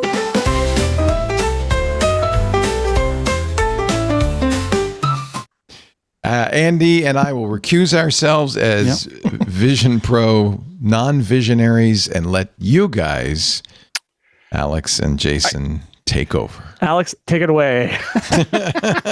So I got I'm borrowing a camera. Which camera would that be? This would be the new Blackmagic 180 degree. So here, and so you have an Ursa 3D. That's right. I see it. Oh my God! It's been hiding here the whole time. So I'll pop the front off here. You were smart. You put that cover on. So I know we couldn't exactly. See the so you didn't see it coming in there. So anyway, so this is the Ursa, and it's like if you took a regular Ursa and obviously put two lenses on the front and then stretched it, just pulled it out lengthwise, you end up with this camera. So you've got it's kind of hard to see if I can pull it a little closer here. So if I pull this off again, you will see it here. And so what we have here is, again, a pretty standard. It just feels like an Ursa. And then you have the two lenses. That's the part that matters in this process. And so there are your lenses. And so it is capturing, these are about the same distance as your eyes, which is part of what makes this work. And it captures 280 degree. And one of the things that's really interesting here is that there have been other cameras like this, the Canon R5 and others. The challenge is that this one actually has metadata that says this is how every set of those lenses is calibrated in the camera so that it knows exactly all the attributes of those lenses. And that's important down the road because that data goes with it into Resolve. And then you're able to, when you get it in the headset, it's then correcting for that in your headset. And so anyway, I got it. I captured 10 seconds. Because that's all you can edit? What? No. I captured 10 seconds to make sure it worked, and then I brought a band in. Like the band was showing up, and I was like, well, we better make sure this actually I've used records. This for 10 seconds. So I've used this camera for 10 seconds, and then here is confidence. So we brought this band in. This is a band called Silk Road. They're out of San Jose, and we saw them play it at an event. So and you have that special microphone on the top. So this is the Voyage. Now this is the Dante version of the Voyage. It's a second order ambisonic mic. Now we were also capturing their mics, but the ambisonic mic is what's nice about it is that it lets us get a little bit of room, that's there, and I'm using it outdoor as well. It's a PoE, so you just plug it in with as long as you have power on the Ethernet. That goes back to a Scorpio. The Scorpio then I just fed analog back to the camera. Just to make sure the camera had some audio there to work with. And so, but I'm capturing 8 mics to the Scorpio. Nice. And then if you look at it, this is what the lenses look like there. Here's what's cool. Now, is that 180 degrees that in the viewfinder? Okay. Yeah. So this is 180. It actually does 210, and I'll show you that in a second. This overlay basically tells us in that little box it shows you this. When someone puts their headset on, this is what they're going to see first. Like that all fits into their view. Okay. If they don't move their head and they look up, you see the little these little parallelograms on the top. If they just move their eyes up and down, that's what they'll see. And then the overall view is what they see all the way around here. So you can jump. You can see here. You can jump from left to right eye if you want to look at what's actually happening there. Obviously, you have some audio. It's 90 frames a second. Did the band know what you were doing? Yeah, we told them. Okay. Yeah, were they excited about the idea? They were super excited. Yeah, okay. They were. Cool. One drove down from Davis, I think, and nice. And so the drummer, I think, and what we did is you can see that I kind of composed it in depth. So you're thinking less about like wide angle and how do you build things that are happening in depth, and then here's when you look down. One of the things that spirit isn't with the camera. I put that on top. You really want it to be level, otherwise people will lean their head one way or the other. so I got this little thing that I can drop on it just to make sure that it's absolutely flat. The other thing I did is kind of cantilever the lens forward, the camera forward, so that we have a minimum chance of seeing the legs. This is the problem you have is that you see all the everything. You see everything, including here you can see the legs there because this is what the camera's actually capturing. This is 210 degrees. Wow. So it's not matted. So if you go back to here, this is matted for this. Yeah. And then you've got a little bit of play. And what's nice about that is that, for instance, in this one, because it gets soft at the edges, doesn't it? Well, and what I can do is I can make it softer if I want to at the edges, so that it kind of feels more like it's blended in. Here's all the channels in the Scorpio, and then you can, you can pull the file. What's kind of cool is that you have an Ethernet connection to the camera, so you can very quickly pull a small file over and pull it over and process it in Resolve really quickly, and just take a look at it and see, like, am I in the right place? Like I noticed when I did this on set, my camera's a little too high. If I'm sitting, I want it to be sitting a little bit lower, but it was hard to tell just looking at a flat image. Now you do need some speed. That's an OWC Thunderblade. Those are nice. Yeah. They promised 6.5 gigabytes a second. I only got 6.55, but holy smokes, that is the fastest I've ever seen a drive work. So anyway, and that's and wait a minute, they promised 6.5. You got 6.55. No, they promised 6.6, and I got 6.55. You got close. Okay. I know. I'm being fun. So it's screaming fast drive. You can get up to about, if you did the lowest compression rating, which I didn't do, you can get up to about 3 gigs a second that you're pulling. So for me, it's about, to put it in perspective, it's about a terabyte every 12 to 15 minutes is what this thing burns through. Wow. That's an M3 Ultra. The base unit, which I probably am going to send back, and I bought it, and then I'm going to send it back and buy a bigger one because the base unit is neither here nor there. It's too big and expensive to take on set. What's the base unit? What are you talking about? The M3 Ultra is what, the one that when you go to the website. Model. I see. Yes. And what you really need is those processors. It uses all the GPU processors, like 97% when you're rendering. Okay. And so I was able to kind of very quickly preview that. I also took it to, this is a glass blower, which was really cool. Oh, and neat. The idea is you can kind of experience it, so you can see, him. You can kind of, and you'll see that, like, I kind of set it up so that, and I'll push these somewhere. I haven't posted them yet. We're still color correcting and stuff like that. Did you move the camera at all on this, or are they always locked? In these two cases, I locked them off. I found out where they're going to go. Now we're planning to do some more testing. So my brother has what's called a Trinity rig, an Airy Trinity rig, and we're going to put the camera on. It's like a steady cam with a stabilizer on the top. Yeah. And the stabilizer is really important because it'll keep the camera level all the time. And so he's coming up from a shoot on Thursday. So we're going to shoot that there. I am later, or not today, but later today, I'm going to shoot a violinist, Todd Reynolds, who's a friend of mine. We're going to shoot some with just him playing for the camera. And tomorrow I'm going to shoot things that you probably shouldn't do with the camera. So I'm going to take the camera and lean it forward, put it in places that would make you uncomfortable, do things, like mount it on your head. Yeah. Like just lots of little things so that you get a sense of like what not to do, or we can use it as examples for what not to do. Are you going to create a kind of educational little video thing? I think I'm leaning on building a whole nother channel for it, just for immersive, because the problem is I was talking to some YouTubers and they were like, if you put it on your channel, people get confused because you got all this live stuff. So it'll probably be a different channel that's focused on this in the next week or two. I'm going to start posting a bunch of stuff Nice. of like just. And is there a way if I have a Vision Pro to watch a YouTube channel? There's not an easy way to publish right now to this format. Obviously, there's people working on it. I think Sandwich is working on it. So and there's Immersive Bliss and there's actually others. A WWDC session about this where there are in Tahoe and all the other 26s, including Vision.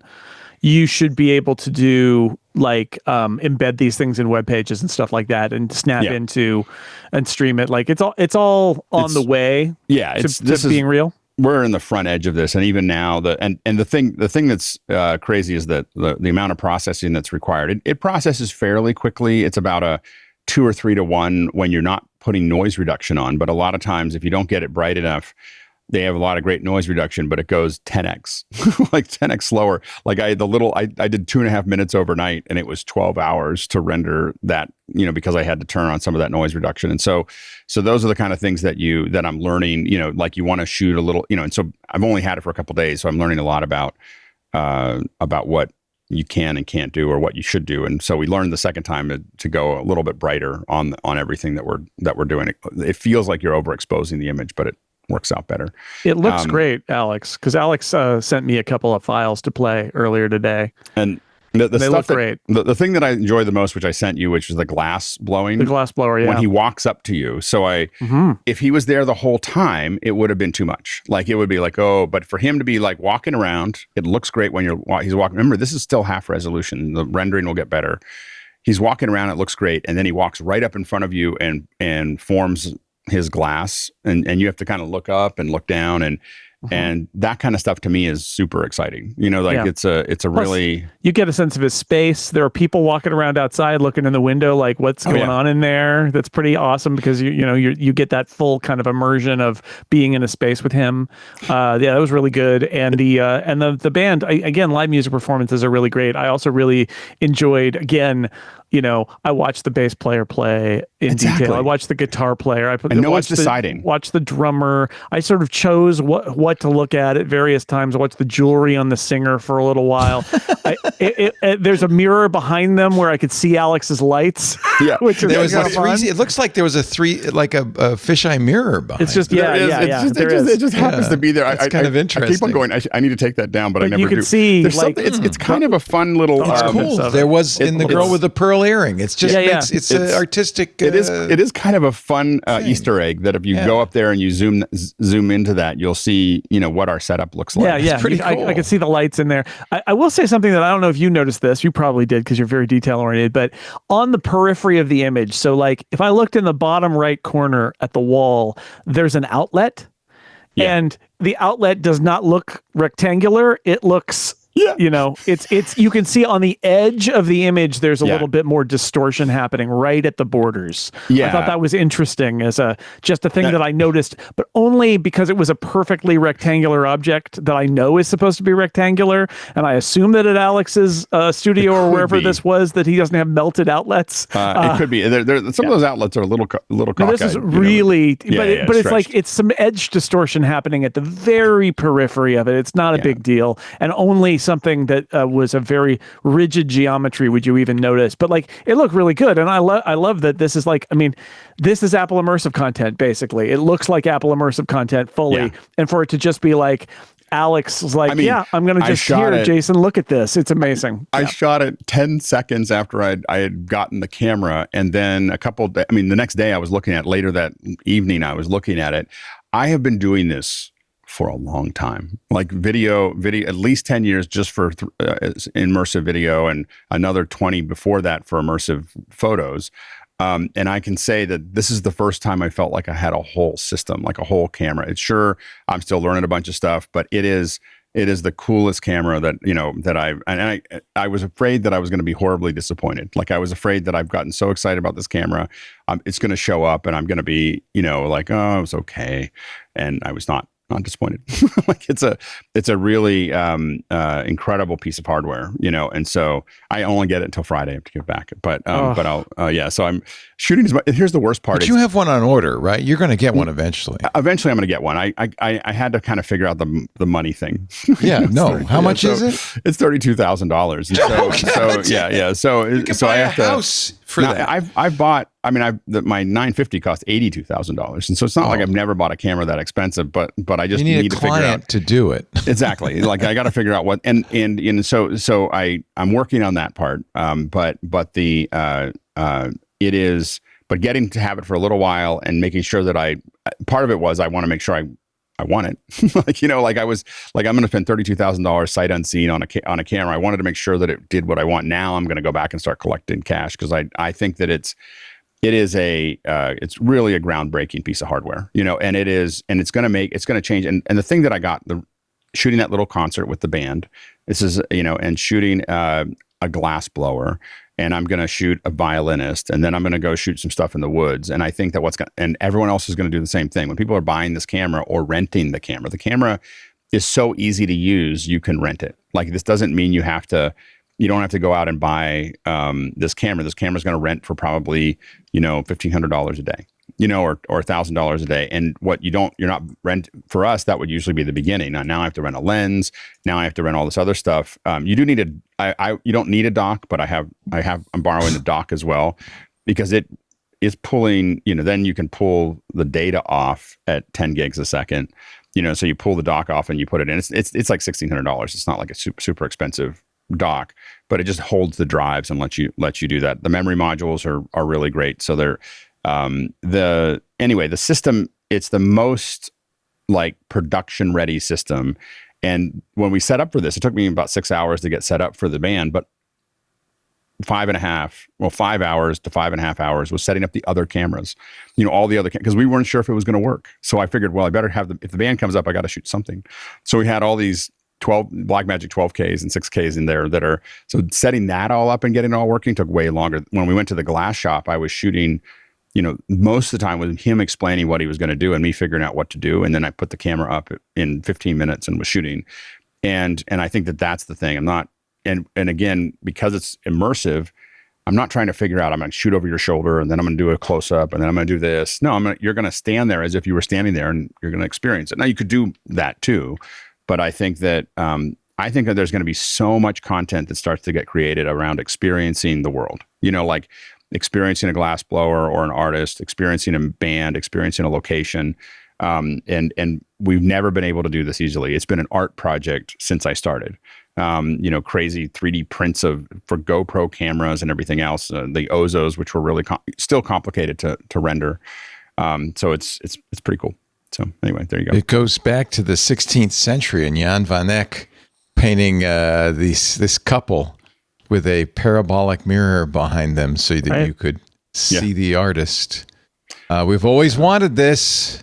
Yeah, it's pretty exciting. And also Resolve 20.1, which is the one that can support this footage, is just got released on Friday, I think, or last Thursday. So between the last MacBreak and this break. And so wow. So now, and then they have Blackmagic already put footage up, so you can download the software and throw the footage in and play with it. And there's some step-by-step guides on how to get started and how to set up your Resolve.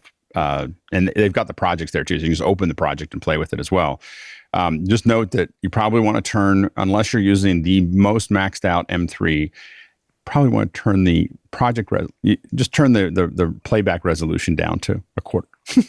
Start there, it'll play back. You can edit it and it'll play back and so on and so forth, but full res, and when you add the noise reduction is when it gets pretty interesting. So anyway, so these are big files. It's never been smoother. It's still a grown-up production system, which is that it's like big files and big storage. And, you know, I'm in the process of getting this 36 terabyte hard drive to just back stuff up. And I realized I need a bigger boat. So. Well, thank you for that first-person report, which is good because the Vision Pro segment, otherwise there's going to be monkeys and your head vibrating in the AirPods. So I think this was the highlight of the Vision Pro. I look forward to seeing and reporting back on more. I feel like this is going to be a recurring little thing. It's Alex's adventure with this camera. And I love that Alex is sending me things to watch as well. It's really I would send them, and Leo and Andy, I would send them to you too. You just I know. Watch it on. So yeah. So It would Jason, be you're gonna get wasted these on random. me. It really would be. I would just go, I think I feel sick. Well, Jason, I'll keep on sending them to you. Thank you. Yeah. And we'll send them out. We'll post things. I got to figure out where to put them publicly, but I know for folks when we're starting to do these, I'll start putting things somewhere. So yeah, and there's a way. Like I said, there's that session you might want to check out. But there's a way to embed spatial content in the web that's for 26. That will because first off, if you've got a Vision Pro, you should probably be on the developer beta because what are you doing? Why not? Right. And then that opens up a bunch of stuff where you can host stuff. And literally, Alex emailed it to a web link that I downloaded the file, and then I just airdropped it to my Vision Pro, and it played. So it's not complicated. I will say the concern I have mostly is the file size. They're enormous. So I have to figure out how to post it in a way that the little file that's 2.5 minutes that I sent you is still gig 5 or 6 gigs. Yeah, so I got a jump onto it. A 3-minute long clip of that band, and it was 7.5 gigs. Yeah, and I admit that it was probably less compressed than that's not what they suggest for a preview, but I like it to be less. It looked, well, it was a good sample. So there is that. Yeah, what we want is YouTube for this, or perhaps actually YouTube for this. Yeah. I think it'd be hard to get YouTube to do for this vertical market, but I do think there's going to be a market for someone who is. I think at first it'll probably be curated, but I think that having a place that they start looking for, and I think that there's a bunch of folks thinking about this pretty hard. I think that being able to easily post it somewhere for people to watch is going to be coming soon, probably this fall. Should I wrap it? Yeah, close the parentheses. That's the Vision Pro segment. Now you see, now you know, we're done talking the Vision Pro. Okay. You're watching MacBreak Weekly. Our picks of the week are just around the corner. If you're not yet a Club Twit member, I'd like to invite you to join the club. 25% of our operating expenses come now from the club, and that's fantastic. I'm just very gratified. It means that you support what we do, but not everybody's a member. In fact, it's only a couple of percent of the total audience have joined, and so I would like to get more of you involved. It gives you a stake in what we're doing. I think that's pretty important. And we give you benefits, ad-free versions of all the shows. You wouldn't even hear this plug. You'd also get access to the Club Twit Discord, which is kind of the best social network ever. Smart people talking about interesting things to geeks, not just our shows, but there's sections for every possible geek subject. There's also a lot of special content that we do. Last week, we did Stacy's Book Club. On Friday, we also did the Chris Marquardt photo segment. That was fantastic. We have game night coming up. This is new. They just added this August 15th, which is Friday, 6 p.m. Pacific, 9 p.m. Eastern. Producers Anthony Easton and John Ashley are going to go, what is this, John? A co-op climbing adventure? It is literally a game where you have to work together to climb to the top of a mountain peak. That's going to be fun. Can others play? If you want to join us, maybe, Leo? You can have more than just a couple of people playing. Maybe I will. Maybe I will. That's very intriguing. We also record shows in the club. The Made by Google keynote for the Pixel 10. All the keynotes, I should mention now, thanks to takedown requests by a certain fruit company, are done exclusively in the club. So if you are in the club and you care about that, wanting to see our reaction to these keynotes from all the big companies, that's another reason to join the club. This is my favorite, Micah's Crafting Corner, August 20th. Micah's going to build some more Lego plants. I'm going to sew. I have a bunch of my shirts are missing buttons, and I have 2 different ways of putting buttons on. We're going to do because I'm used to doing tests. We will talk about GPT-5 and Nathan in the AI user group September 5th. I want to talk more also about local AIs because that's the latest kick I'm on. And if you want to participate in our D&D one-shot adventure, Micah wants to be a dungeon master for a one-shot adventure, but he has a poll up This won't be till next year, but he has a poll up now about who should be involved in this. And if you're a club member, you get to cast your votes, but you only have 3 more days. Please. Just a quick little programming note that's not exactly next year. Just ignore the date. Just a placeholder. It's a made-up date. It'll be whenever Micah decides, which probably be sooner than later, I would guess. Anyway, lots of fun in the club. We love the club. I hope you will love it too. Find out. There's a 2-week trial, so you can do it, see if you like it. There are family memberships and corporate memberships, but the individual membership, $10 a month, $120 a year, all at twit.tv/clubtwit. We would really like to have you in the club. It's a great way to support the content we do here. Now, if you don't like the content, don't join the club. But I'm assuming if you join the club, that's a vote of confidence. Or join the club just out of spite. Yeah, just to screw us. Wagon. Yeah, just to screw with us. Do that. Andy Anako, your pick of the week. One of the most beautiful Macs that Apple ever made was the 2002, 2003 iMac G4. That was the one where the screen was on a chrome. Right behind Jason there. Where the screen was like on this beautiful chrome handle. You could tilt and pivot it, and the base was this beautiful like half dome of white with the Apple logo on it. It's so cool that it's one of the few few Macs that I've kept in my office because it's just I don't use it, but it's too beautiful not to have. A company, however, has created a replacement for the Logic board that makes it into something very, very cool. You just do a Logic board swap, and suddenly you can use your G4 iMac as an external display for whatever computer you're plugging it into. Ideally, I suppose it would be a Mac Mini, but it doesn't matter. It's not only that, but the board itself also has USB on it. It also has audio on it, so you can basically plug your iMac's keyboard into it, plug the mouse into the back of it. So essentially, you've got this shadow Mac running M1, M4, whatever. What is the display resolution? What is it? A decent display? It's okay. It's like 1440 by. I think it's It's not. It's HD, but it's not great. So maybe you'd want to have this as like a second display, or just because it's cool to. I mean, like Jason could put this in there, and now his dead Mac could do something. Except mine works, but yes, if mine didn't work, I would totally do this. Okay. Yeah. Or use it as a media center, use it as something something else like that. I mean, it's too good a machine not to be actually doing something with it. The upgrade looks like it's really, really easy. The G4, it's really easy to get the Logic board, and I don't have it myself, of course, but it says that essentially you just unplug the current Logic board, plug in this new board, and you're good to go. The one bad note is that unfortunately I've got the original 15-inch, and the 15-inch is the only one that it's not compatible with. It only works with the 17-inch or the 20-inch. But it works with absolutely everything. Also, I mean, they've really thought it out. It also works with they have brightness controls, a fan. It will automatically go to sleep just like a regular display.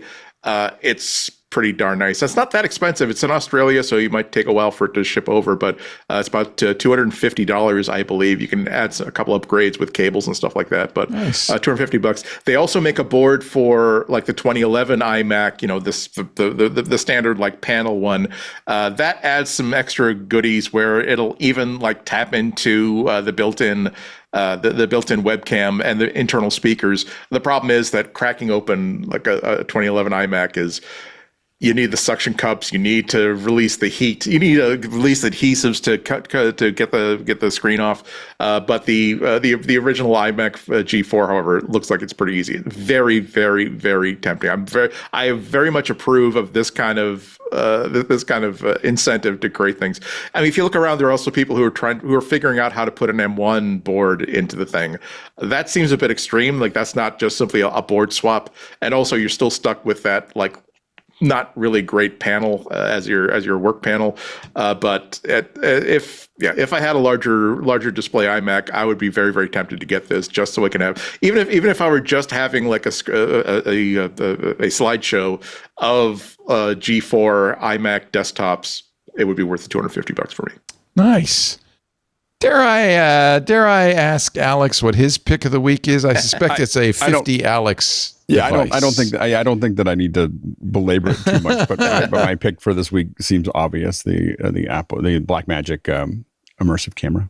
So I think that's it's pretty nifty. If you've thought that this was something you wanted to go down the path of, it's expensive. It's not going to cost. It's not the same as a mouse, but it is I think it's a game-changing machine. So pretty excited about it. And only 50 Alexes. So only 50. Yeah, such exactly. a deal. Yeah, exactly. See, it sounds so much smaller when you say it that way.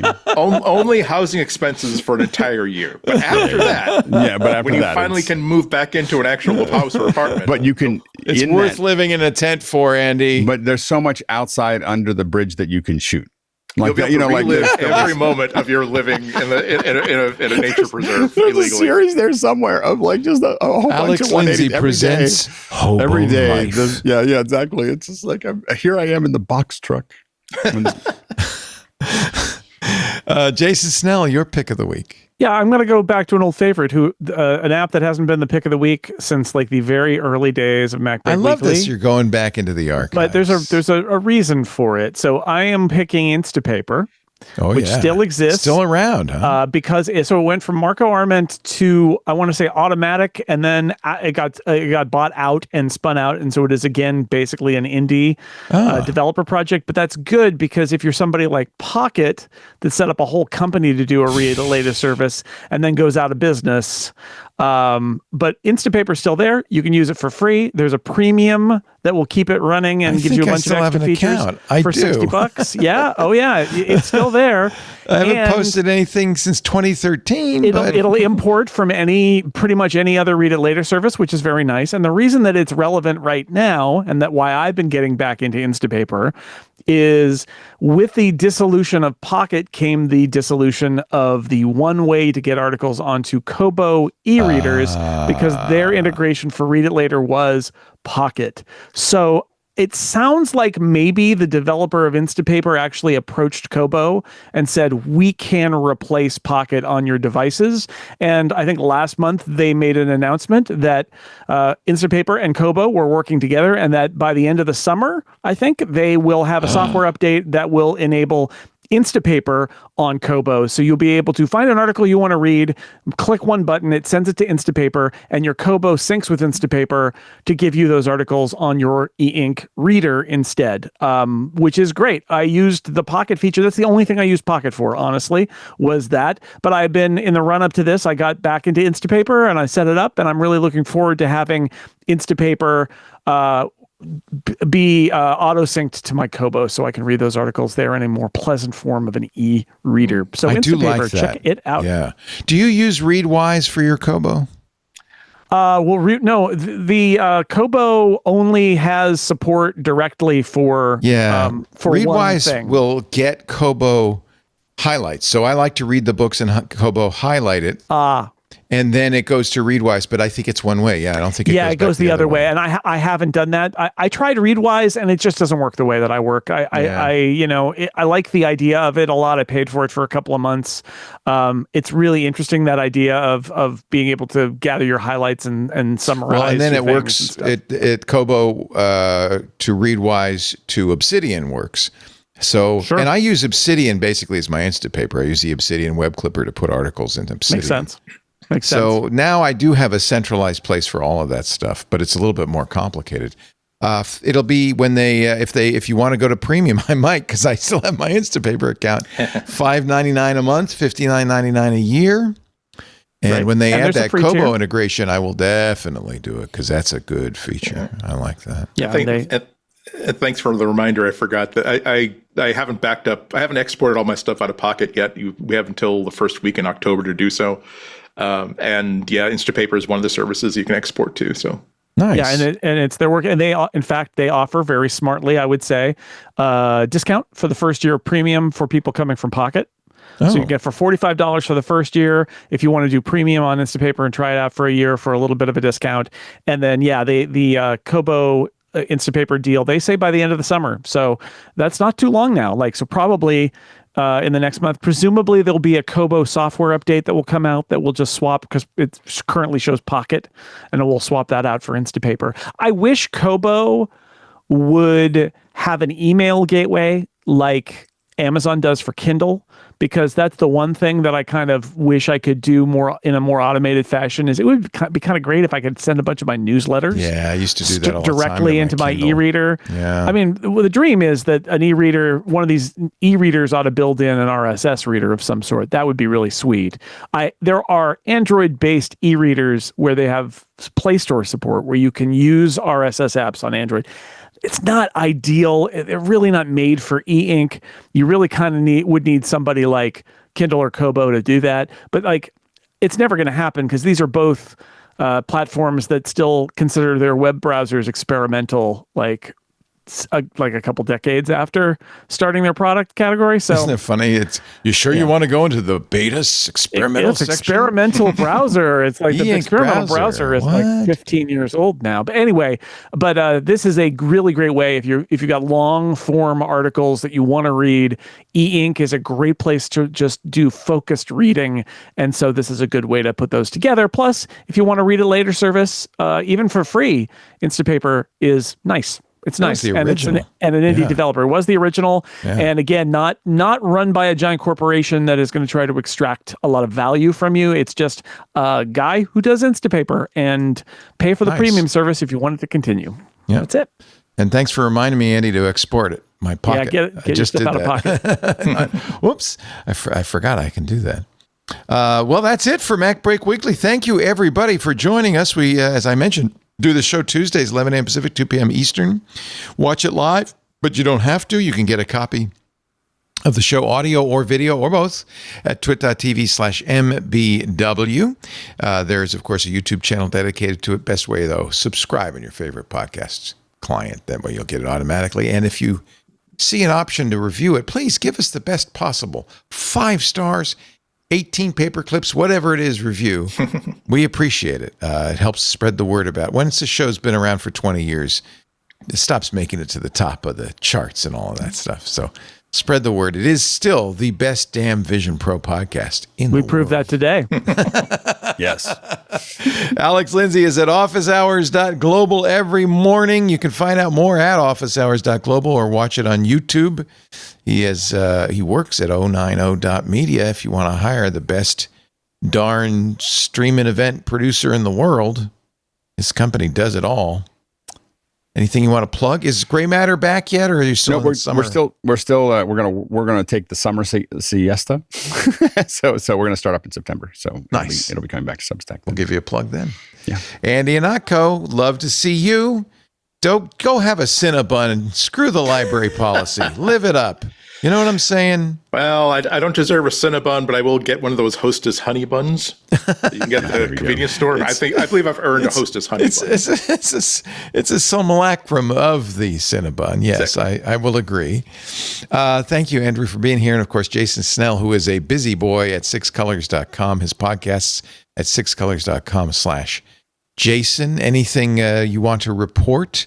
Mike's back, right, from his maternity Oh yeah, Mike's back. We're talking on Mondays on Upgrade, and playing D&D on Total Party Kill, and the Incomparable is doing a bunch of stuff this summer. We just posted an episode where we drafted our favorite superhero movies, which is a really fun premise, and Andy's on that episode. So yeah. Oh, how fun! Tune in to that one on the Incomparable. Thank you all for joining us. We appreciate all your support. You're listening to the show, you're watching the show, your comments in the chat. Thank you to all of you. We'll see you next time. But now I'm sad to say it is my solemn duty to tell you, you got to get back to work because break time is over. Bye-bye. The tech world moves fast, and you need to keep up for your business, for your life. The best way to do that, twit.tv. On This Week in Tech, I bring together tech's best and brightest minds to help you understand what just happened and prepare for what's happening next.